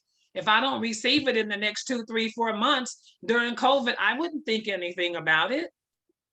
Not if I have my confirmation.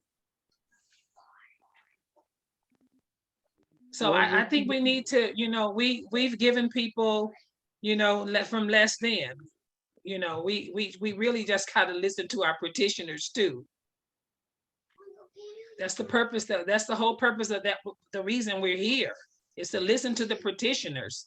It's not just what's written supposedly in stone. So can we see that, please? What the screenshot that the petitioner submitted to the board? I mean, to the board staff? Yes, just give me 1 second. I'm just pulling everything out from her account. So I don't okay. put her account online publicly. Okay. So, yeah. Thank you for hearing me. I mean, that's what we're here for.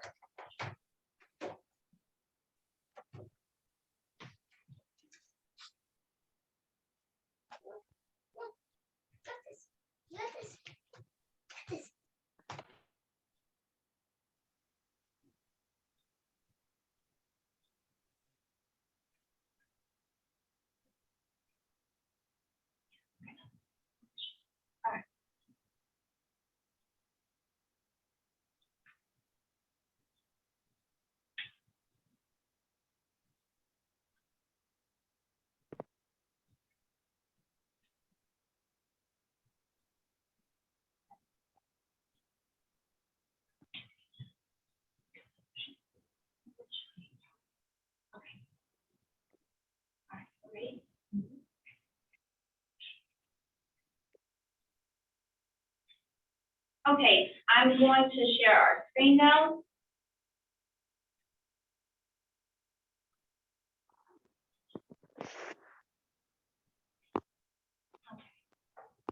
So this is a copy of her successful payment that she did submit on May 12th of 2021 for $90.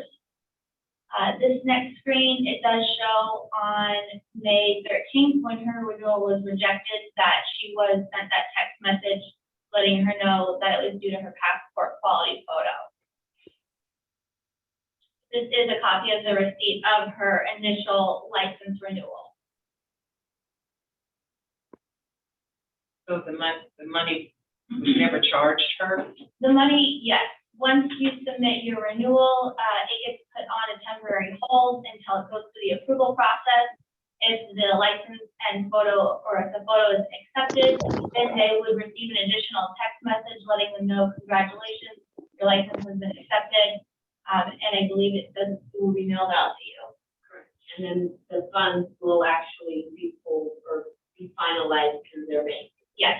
When it's rejected, the way our system works is the hold is removed and that money is automatically back in their account. Correct.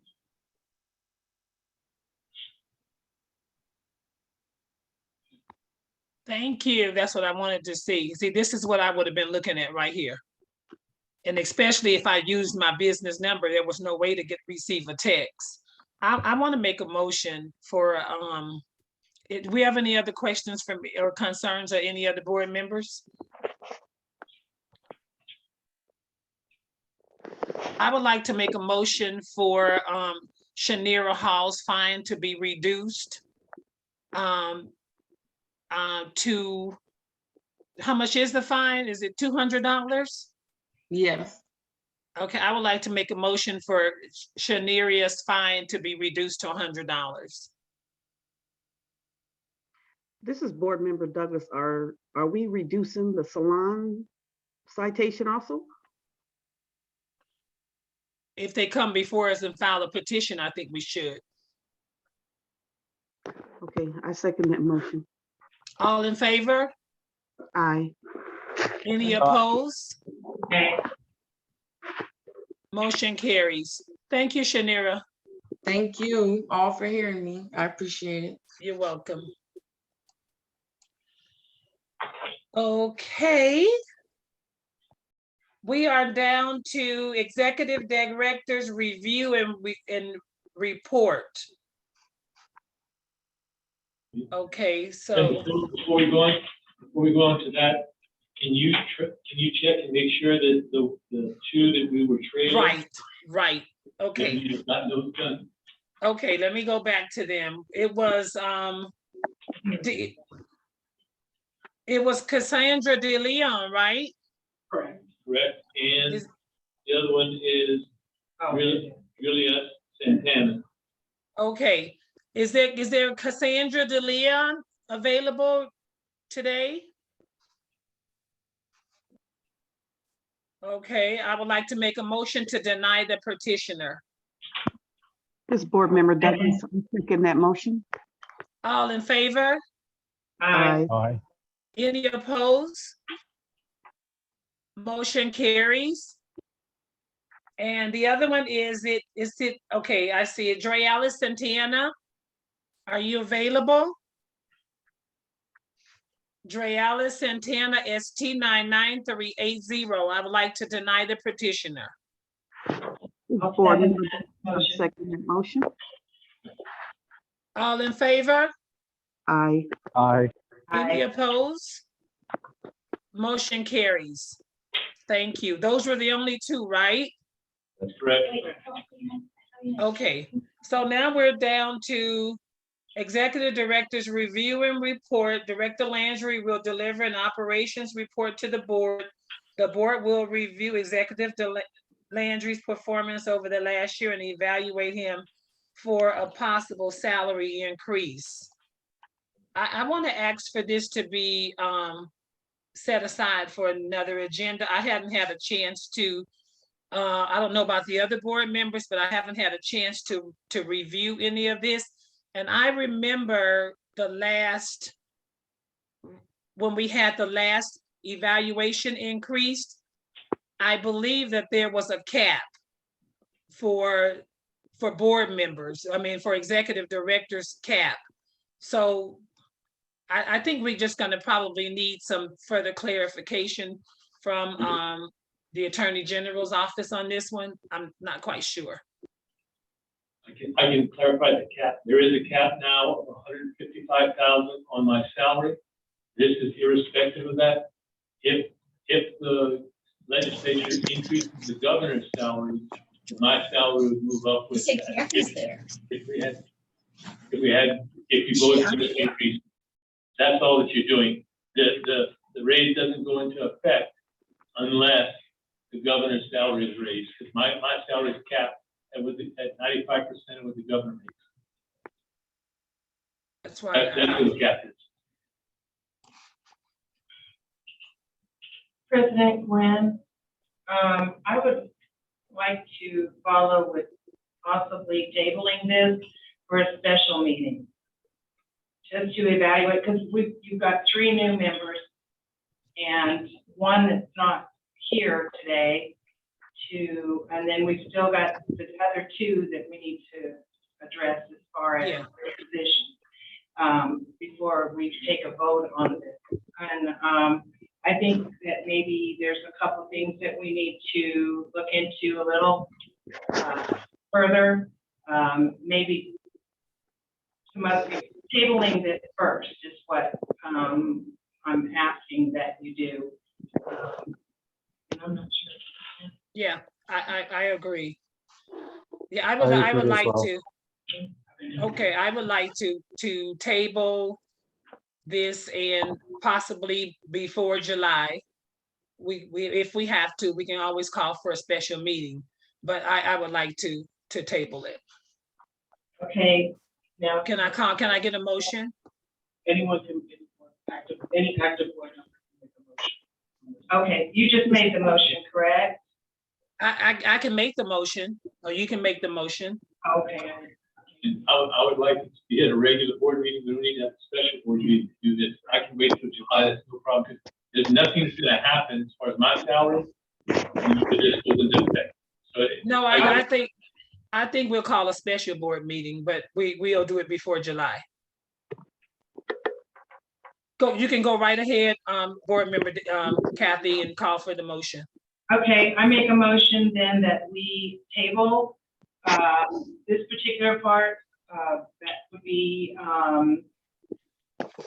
salary increase and evaluation until we can make that for a special meeting. And also, still do that with the committee. Can we have a committee to work on his evaluations? I think we need to set all those things, because I was wondering like who did the evaluation. My biggest thing was the governor's situation about executive directors. And I know this was like a problem, not a problem, but an issue before. I just want to make sure that we are where we need to be doing the right thing and it doesn't come back at us, period. Because I remember this conversation the last time. It was a conversation and it was something to do with the governor that you could not get. Baltazar might know more about the political part of that part. I don't know, but I remember we had this issue. So if we could just call for the motion and get it, let it do its process, and then we can come up with, if you want to call for the motion for a committee as well, whatever those motions are. Okay, well, I'll make a motion first that we table this for a special meeting to take place before July. Yes. For the executive director's evaluation and pay rate. Yes. Can I call for a second? This board member Douglas, I second that motion. All in favor? Aye. Any opposed? Motion carries. Okay, so now do I add on to that for a committee, or do I ask for a committee at least two board members and to go over this, to take care of that so we can present it to the board? You can add for a committee. You can make a motion. Okay, I'd like to make a motion that we put together a committee to do the evaluation of at least two board members. Board member Douglas, I second that motion, I guess. Brian Baltus, I was wondering if I could make a recommendation to the board, just a recommendation, because I don't know if I'm allowed to vote on anything or not. I'm rather confused. Okay, hold on, Kathy, before you make that motion. Let me hear Baltazar. And it sounds like maybe the processing is something that a few of the board members are concerned with, how the evaluation is developed. I thought perhaps a good idea might be to have the officers, whoever those officers may be moving forward, help in the development of that evaluation. And that could be your committee. That's what I've observed in other nonprofit boards, what they have done. If you'd like to have more board involvement, just a recommendation from what I've seen work with other boards. I like that one. I think, Kathy, we should, before you make your motion, I would recommend that the officers moving forward be the officers that are, because I think it's setting precedence. We already know that eventually we're going to be getting a new executive director. I think we need to have something already in in place, that this is going to be the pay raise moving forward. I do believe that we need to put some processes in place. So I would like to see that committee, because I mean, it's kind of hard to select a committee with board members when you don't know who's going to be on the committee. So I think the committee should comprise of even, I'm not quite sure yet. I think we need some direction from executive directors. We need some governor's office direction.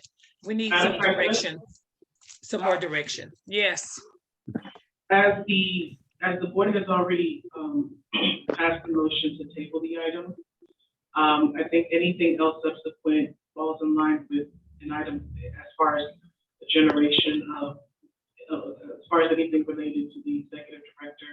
It's not specifically outlined on the agenda.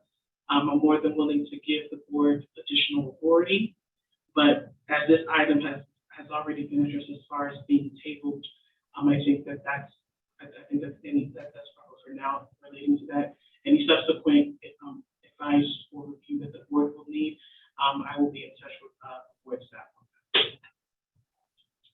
I think we need direction from Attorney General. So let's just go ahead. We won't do another second or motion to, we'll just table it to a special meeting before July. I want to move forward. Do we need a motion for that?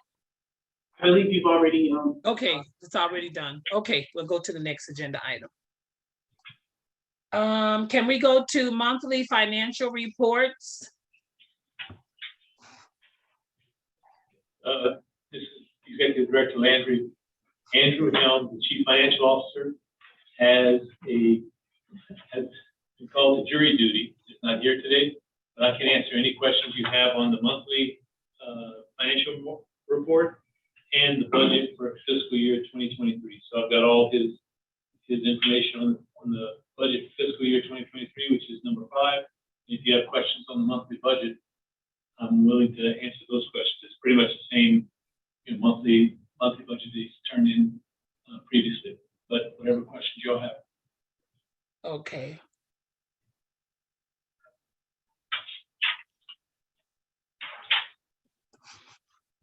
I don't have any questions with the financial report for November.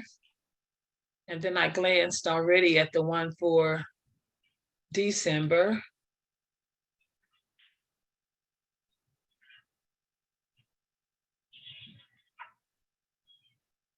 I don't have any questions. Any other board members have any other questions or comments on the monthly financial report for November and for December 2021? If not, can I call for a motion for approval to accept? This is Board Member Douglas. Oh. No, go ahead. Oh, this is Board Member Douglas. I'd like to do a motion for the monthly financial report to approve its evaluation. Right. Accept the financial report. Accept the financial report. I'll second that motion. Okay, all in favor? Aye. Any opposed? Motion carries. Budget for 2023 for discussion and possible action will be presented by Andrew. The budget summary. Budget summary covers all of the budget categories and talks about them. I can answer any questions you have on that. I can read it out if you want me to read it out, but it does cover all the different restrictions and what we're going to do as far as payments and what we get as revenue. And just to let you know, fiscal 2023, there's a net increase of $13,020 for the whole year. Take all the expenses, all the revenue, we come out $13,020 ahead. Okay. So that's the summary, and this is like the proposed budget.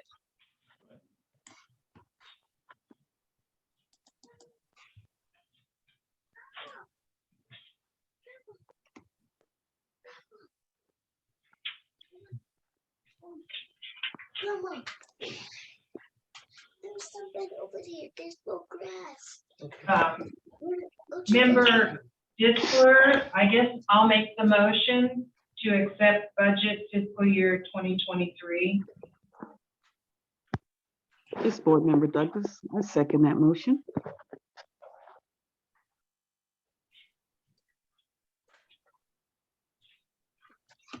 Okay, I just had a question before we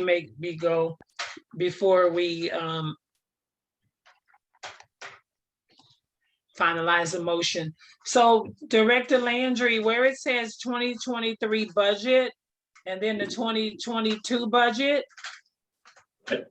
it's like did we like cut back or something? Because it's like a big difference financially.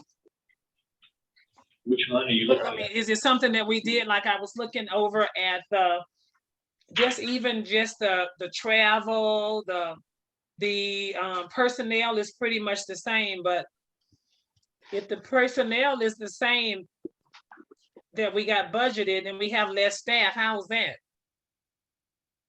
The personnel has salary increases from last year to this year. Those are built into it. And the personnel that were no longer with us now, that made up the difference in those two. So that the increases across everyone in the agency and the couple of personnel that we don't have now, that's the difference that made it up. So it's basically the same salary overall for 2023 as 2022, even though people are getting raised. The raise is all accounted for the people that are no longer here. Oh, okay. And then the raises that the people are gonna receive for 2023 is already calculated? Yes, that's built into the fiscal year 2023 budget. Okay. Okay, I was just looking at, because it's like a big difference in, well, a couple $100,000 for like total revenue. Right. Okay, I'm good. That's all. That was my only question. I was just asking because it was like there was a big kind of difference there. But then I know we had some reduction in staff, and then I know that I guess the raises that are coming up, you have to include those too. Right. Okay. All right. I'm sorry to interrupt you guys' motion. It's already been given and seconded. Okay, so all in favor? I guess we're good. All in favor? Aye. Any opposed? Okay, motion carries.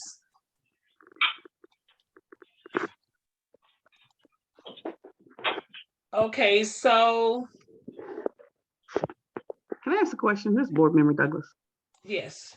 How would the board members go about it to ask for a raise? It has to be put in the law, I believe. Yeah, that would take you'd have to go to the legislature and because that's written into the NRS. Okay, I'm just asking. Okay, we're down to the comments of the general public. And before we do those comments, Attorney General, I wanted to make sure that there are some things that I know I wanted to add for the next agenda. So there's nothing there that normally says general public comments and board member comments. So how do we separate it this time? For future agenda? Huh? Is your inquiry just related to future agenda? Yeah. So if the board wants for future agenda items, it can be compartmentalized as a separate item, so it can go down to board member comments, and then the last item before the adjournment item can also be public comment. Okay, so we can just do it after the public comment? It could be after, it could be before. I've seen it done. I've seen it done where the board members comment before the general public comment and then the adjournment. Okay, I think we'll just do general comments first, and then we'll see if any board members have any comments. Okay, so we're at section agenda G, comments from the general public. The board will entertain comments from the general public for any item that is or is not on the published agenda and is related to the Nevada State Board of Cosmetology. No matter can be taken, no action can be taken on the matter unless it is on the agenda. So we have some comments. Let's go to, When yeah. before we start, just to remind the public that when speaking, you have 3 minutes. We're gonna try not to go back and forth to the same individuals throughout the public comment section, just to allow everyone to be able to speak. Because if we're going back and forth, they're getting 6 minutes, 9 minutes, 12 minutes. So just to kind of avoid that, say your public comment in those 3 minutes, and then we'll move on to the next individual. Okay.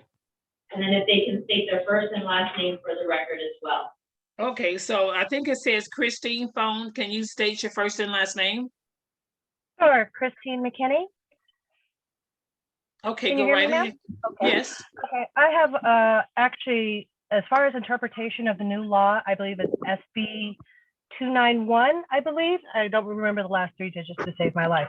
The first question is, in reviewing the law, there's no clause that offers for individuals to attend schools that are accredited and licensed outside of the state of Nevada that meets the credentialing as far as the law is concerned. And when I contacted the board, I was basically referred to this meeting. That's my first issue, which I would like at some point to have addressed. The second is with respect to this law specifically, I wanted to find out, where can I find the statutes related that once this law is passed, what are the procedures with respect to interpretation and implementation of this law? Thank you, ma'am. Thank you. Okay, so Attorney General, can we, these are things that we can add to the agenda after we hear public comment, right? Should the board want to generate future agenda items, that's within its discretion. Okay. Okay, thank you, Christine. I'm looking at it, the Galaxy A11, is that? Yes, this is Kai Stanton for the record. Thank you. I'm sorry about my cell phone. I just want to say thank you to the board for such an excellent moving of the process. I know things have been, a lot on the plate, and I appreciate everyone being diligent and communicating with the community to make sure that things come together. And just Cosmo board seat President Bramo and Harris and Sweetland and O'Brien, Douglas, Baltazar, and Ditzler, Kathy. I really think that this will be really good process, how things are going to balance out moving forward. And it's important that we acknowledge everyone by name and know who we're working with. And I think this is all going to work out very well. Also, I just want to note that I do look forward to the town hall meeting for the estheticians to help them successfully understand more detail and what's happening as things unfold and other things moving forward. So thank you all so much. Thank you. Okay, is it CIC? What does that pronounce it? CC, sorry, that's my. Oh, CC. Yeah, hi, my name's Sierra Wold for the record. I just wanted to say as an esthetician, I appreciate all the concern about our industry, and I look forward to the meeting as well, because just watching, it just seems like there's a lot of personal feelings and subjective statements instead of just pure facts. And when we're the ones in the room, it's it seems like a lot of commentary, and the laws that are being made are by people who don't actively practice in our field every day.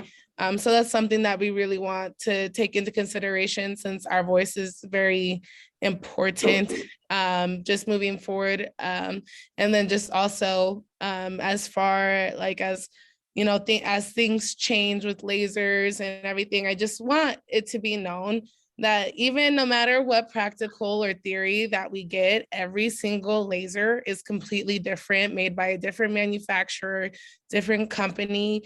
And even with the best training with different Fitzpatrick types, it's always possible for adverse reactions. So no matter what type of precautions we try to take in place, you know, we are always doing our best to make sure that people are safe. That's why we have insurances.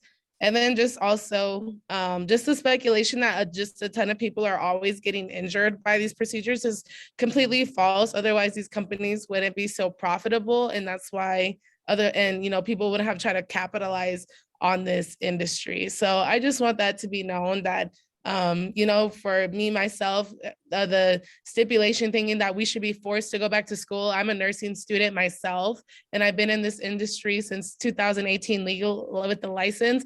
And before I was practicing as a makeup artist since 2013. So I have lots of years of experience and advanced knowledge. And I think that should also be taken into consideration of all the courses that we have taken in the past, all the knowledge that we have learned, because as much as the classroom is great, a lot of the teachers are not even that passionate. They're just there for a job. So as far as like the expertise of our teachers all the time, a lot of the real learning happens when we're on our own and we pay thousands and thousands of dollars for our own education. So I just want that to be notated as well. But thank you very much to the board for acknowledging a lot of our concerns and the things that we were not very happy with. And thank you for just, Madam President, for just being a voice for us, because last time we were really, it was a very emotionally upsetting meeting. So this one is a much better tone. Thank you. Nancy Peppers. Yes, I would like to make a comment. My name is Nancy Peppers. I would like to suggest a possible solution to the 75-hour to be advanced.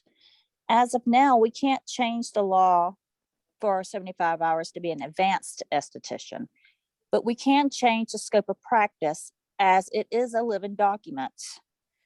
So as far as the esthetician services include to grandfather in anything that is not lasers and skin tightening, skin rejuvenation, skin contouring, cavitation, exfoliation, body contouring, ultrasonic lipo, microneedling, microcurrent, LED without a doctor, but put in advanced cool sculpting, PRP, fibroblast, laser hair removal, tattoo removal, and IPL under a doctor in a doctor's office. I think that this is about going to be the easiest and the best solution. And that's the way that you can draw a hard line in between the two. As far as having to do these procedures and at your own office, and then you have to have a doctor that you have to pay, that's not going to work for us.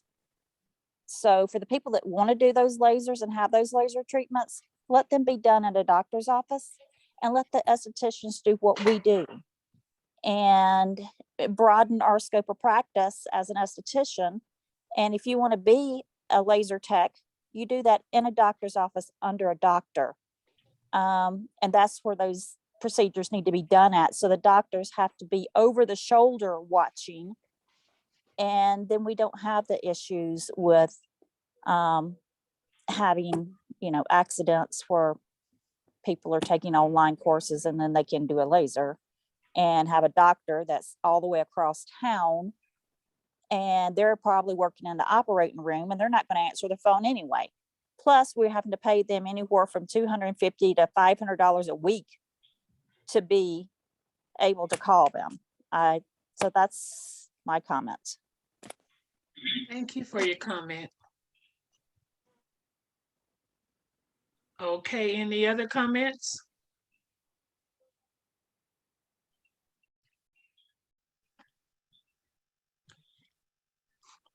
Okay, so now we will go to the board members. Do we Oh, have any? I'm sorry. Can I comment still? I'm so sorry. Yes, I okay, can't figure just out your how. first, say your first and last name, that'd be fine. Eleanor Palmer.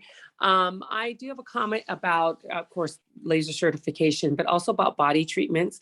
There are other industries that are doing these body treatments, like massage therapists, just people in general are buying these machines and doing it at home because it's not, nobody's regulating it. So now that this SB 29 bill's out and that's regulating inside this bill, will the board, I know you can't govern over other people, but I just feel it's unfair that we feel like we're being singled out in that aspect, because I know a few massage therapists that do laser cavitation, ultrasound cavitation and laser lipo, and they do all these things under their current, I don't know, I'm assuming license, but I'm not even too sure because it's not being regulated right now.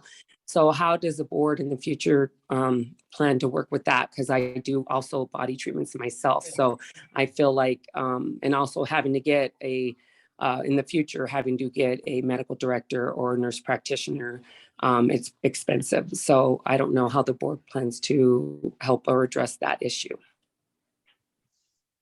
Thank you. Is it Eleanor Palmer? Yes. Okay, thank you for your comment. Also, I just, sorry, I wanted to make one more statement. My name's Sierra Wold, for the record. As of right now, there are only about 2,500 active APRNs in the state of Nevada.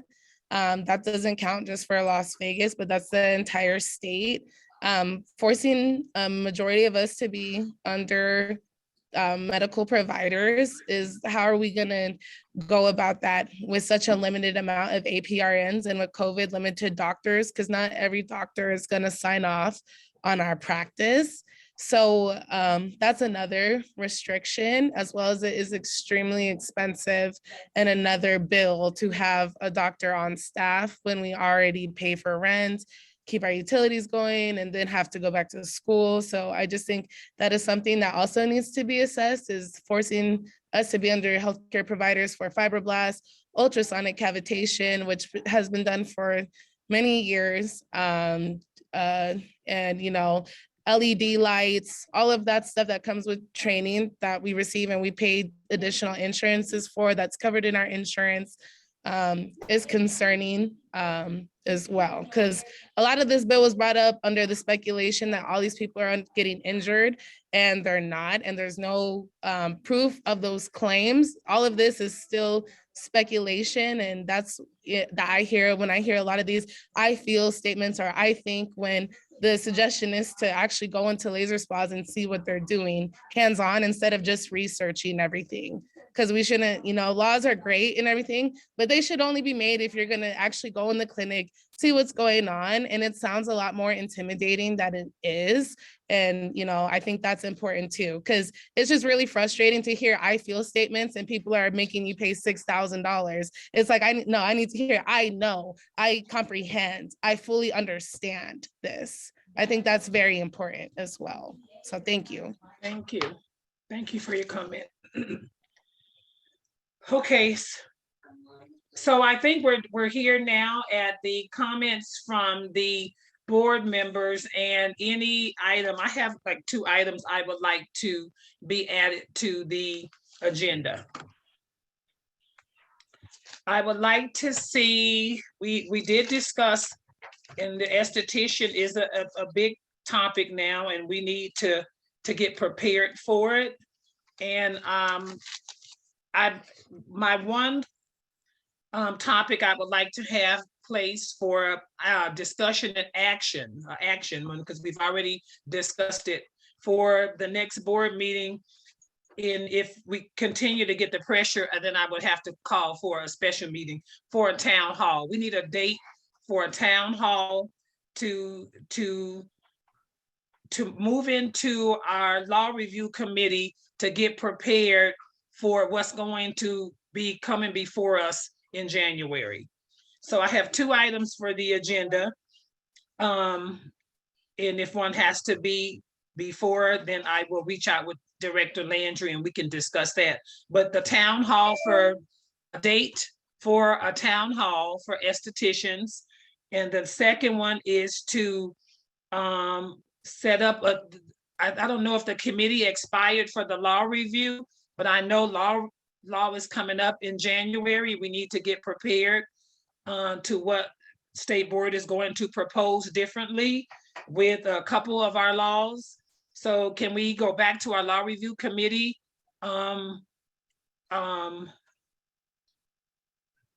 Review committee, a law review committee need to be selected for our next meeting in July. Those were my two, but my only comment is that, you know, at the end of the day, the only reason why, and personally I can speak for myself, is I'm here and I'm here to help support not only the schools as being a school owner, but I'm here to support the licensees and what happens in our state. I've been licensed for over 35 years and a school owner for over 20. So it's very important that we hear from our licensees, because without hearing from our licensees, there's a lot of deregulation that's happening.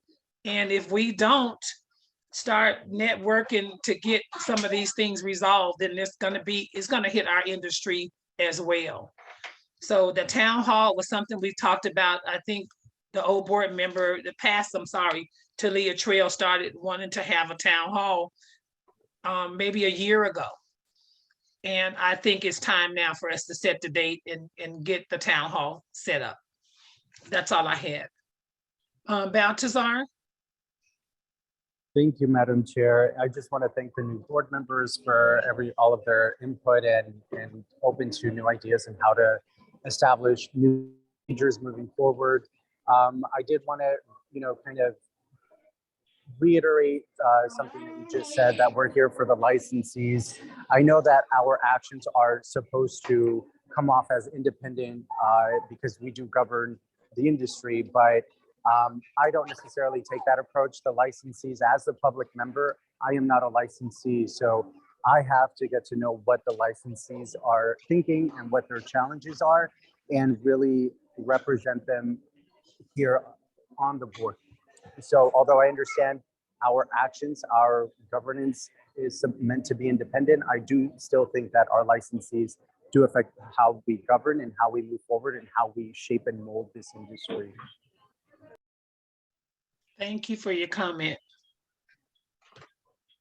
Any other comments? I would like to hear comments from some of the other board members, and welcome all the new board members. President Gwen, I would like to, you talked about networking. I think we should network amongst each other too. If there's any way that the other board members could reach out to the staff at the board for phone numbers and correct emails, so we can communicate together. Yeah, because we can share ideas, as long as they're not on the agenda. We should be sharing ideas to find out, like, what is the industry calling for? What's the health and safety concerns in the industry? We all need to be aware of what those health and safety concerns, because that's what the board is. We're regulatory, but it's more than that, because we wouldn't have a board if we didn't have licensees. Well, I did reach out to a couple of the other board members and never received anything back. So that's why I'm saying possibly share our information. I have no problem leaving my email and my phone number for anybody to reach me. Good. Thank you. Thank you. Okay, so we're wrapping it up. One more.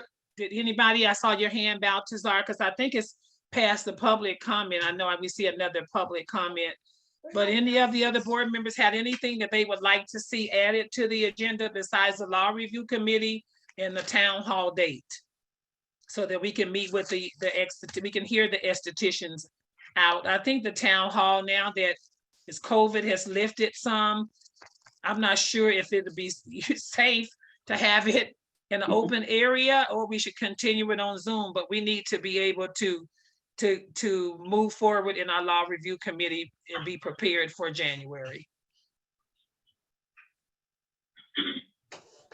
I did have one more comment, and no, I just want at some point more clarification on what the communication can be amongst board members, because we have tried to foster communication amongst board members in the past and have been, told that that is not appropriate or that we're not operating within the parameters of our positions. So that's always been a rather contentious issue.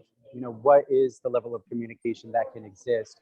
And so we just need some clear and concise answers on what that looks like and what we're permitted to do, because it seems like we're always running up against this challenge. Attorney General Christie, is there any way that I could look up your email? And I had like some questions that I would like for you to be able to present to us, because there's some things that we as board members, we need to know. And, and especially about some things that kind of transpired today, I would like to like have it in law and where it's written so that I can just be clear and have the proper interpretation of it, and not just have what I've seen in the past and what I've been told, but actual facts. Yeah, that definitely, I have no problem addressing Okay. Questions being submitted to me on behalf of the board. Okay, awesome. Any other questions or comments from any of the board members before we adjourn? I can call for an adjournment.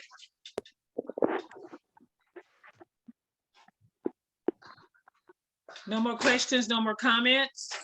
Brian, is your hand still up? No. Okay. All right. I would like to adjourn the meeting. Can I get a motion, please? This board member Douglas, I would like to adjourn the meeting on April the 11th, 2022. At 12:56. And you second that by Kathleen Dixer. Okay, all in favor? Aye. Any opposed? Motion carries. Bye. Bye-bye.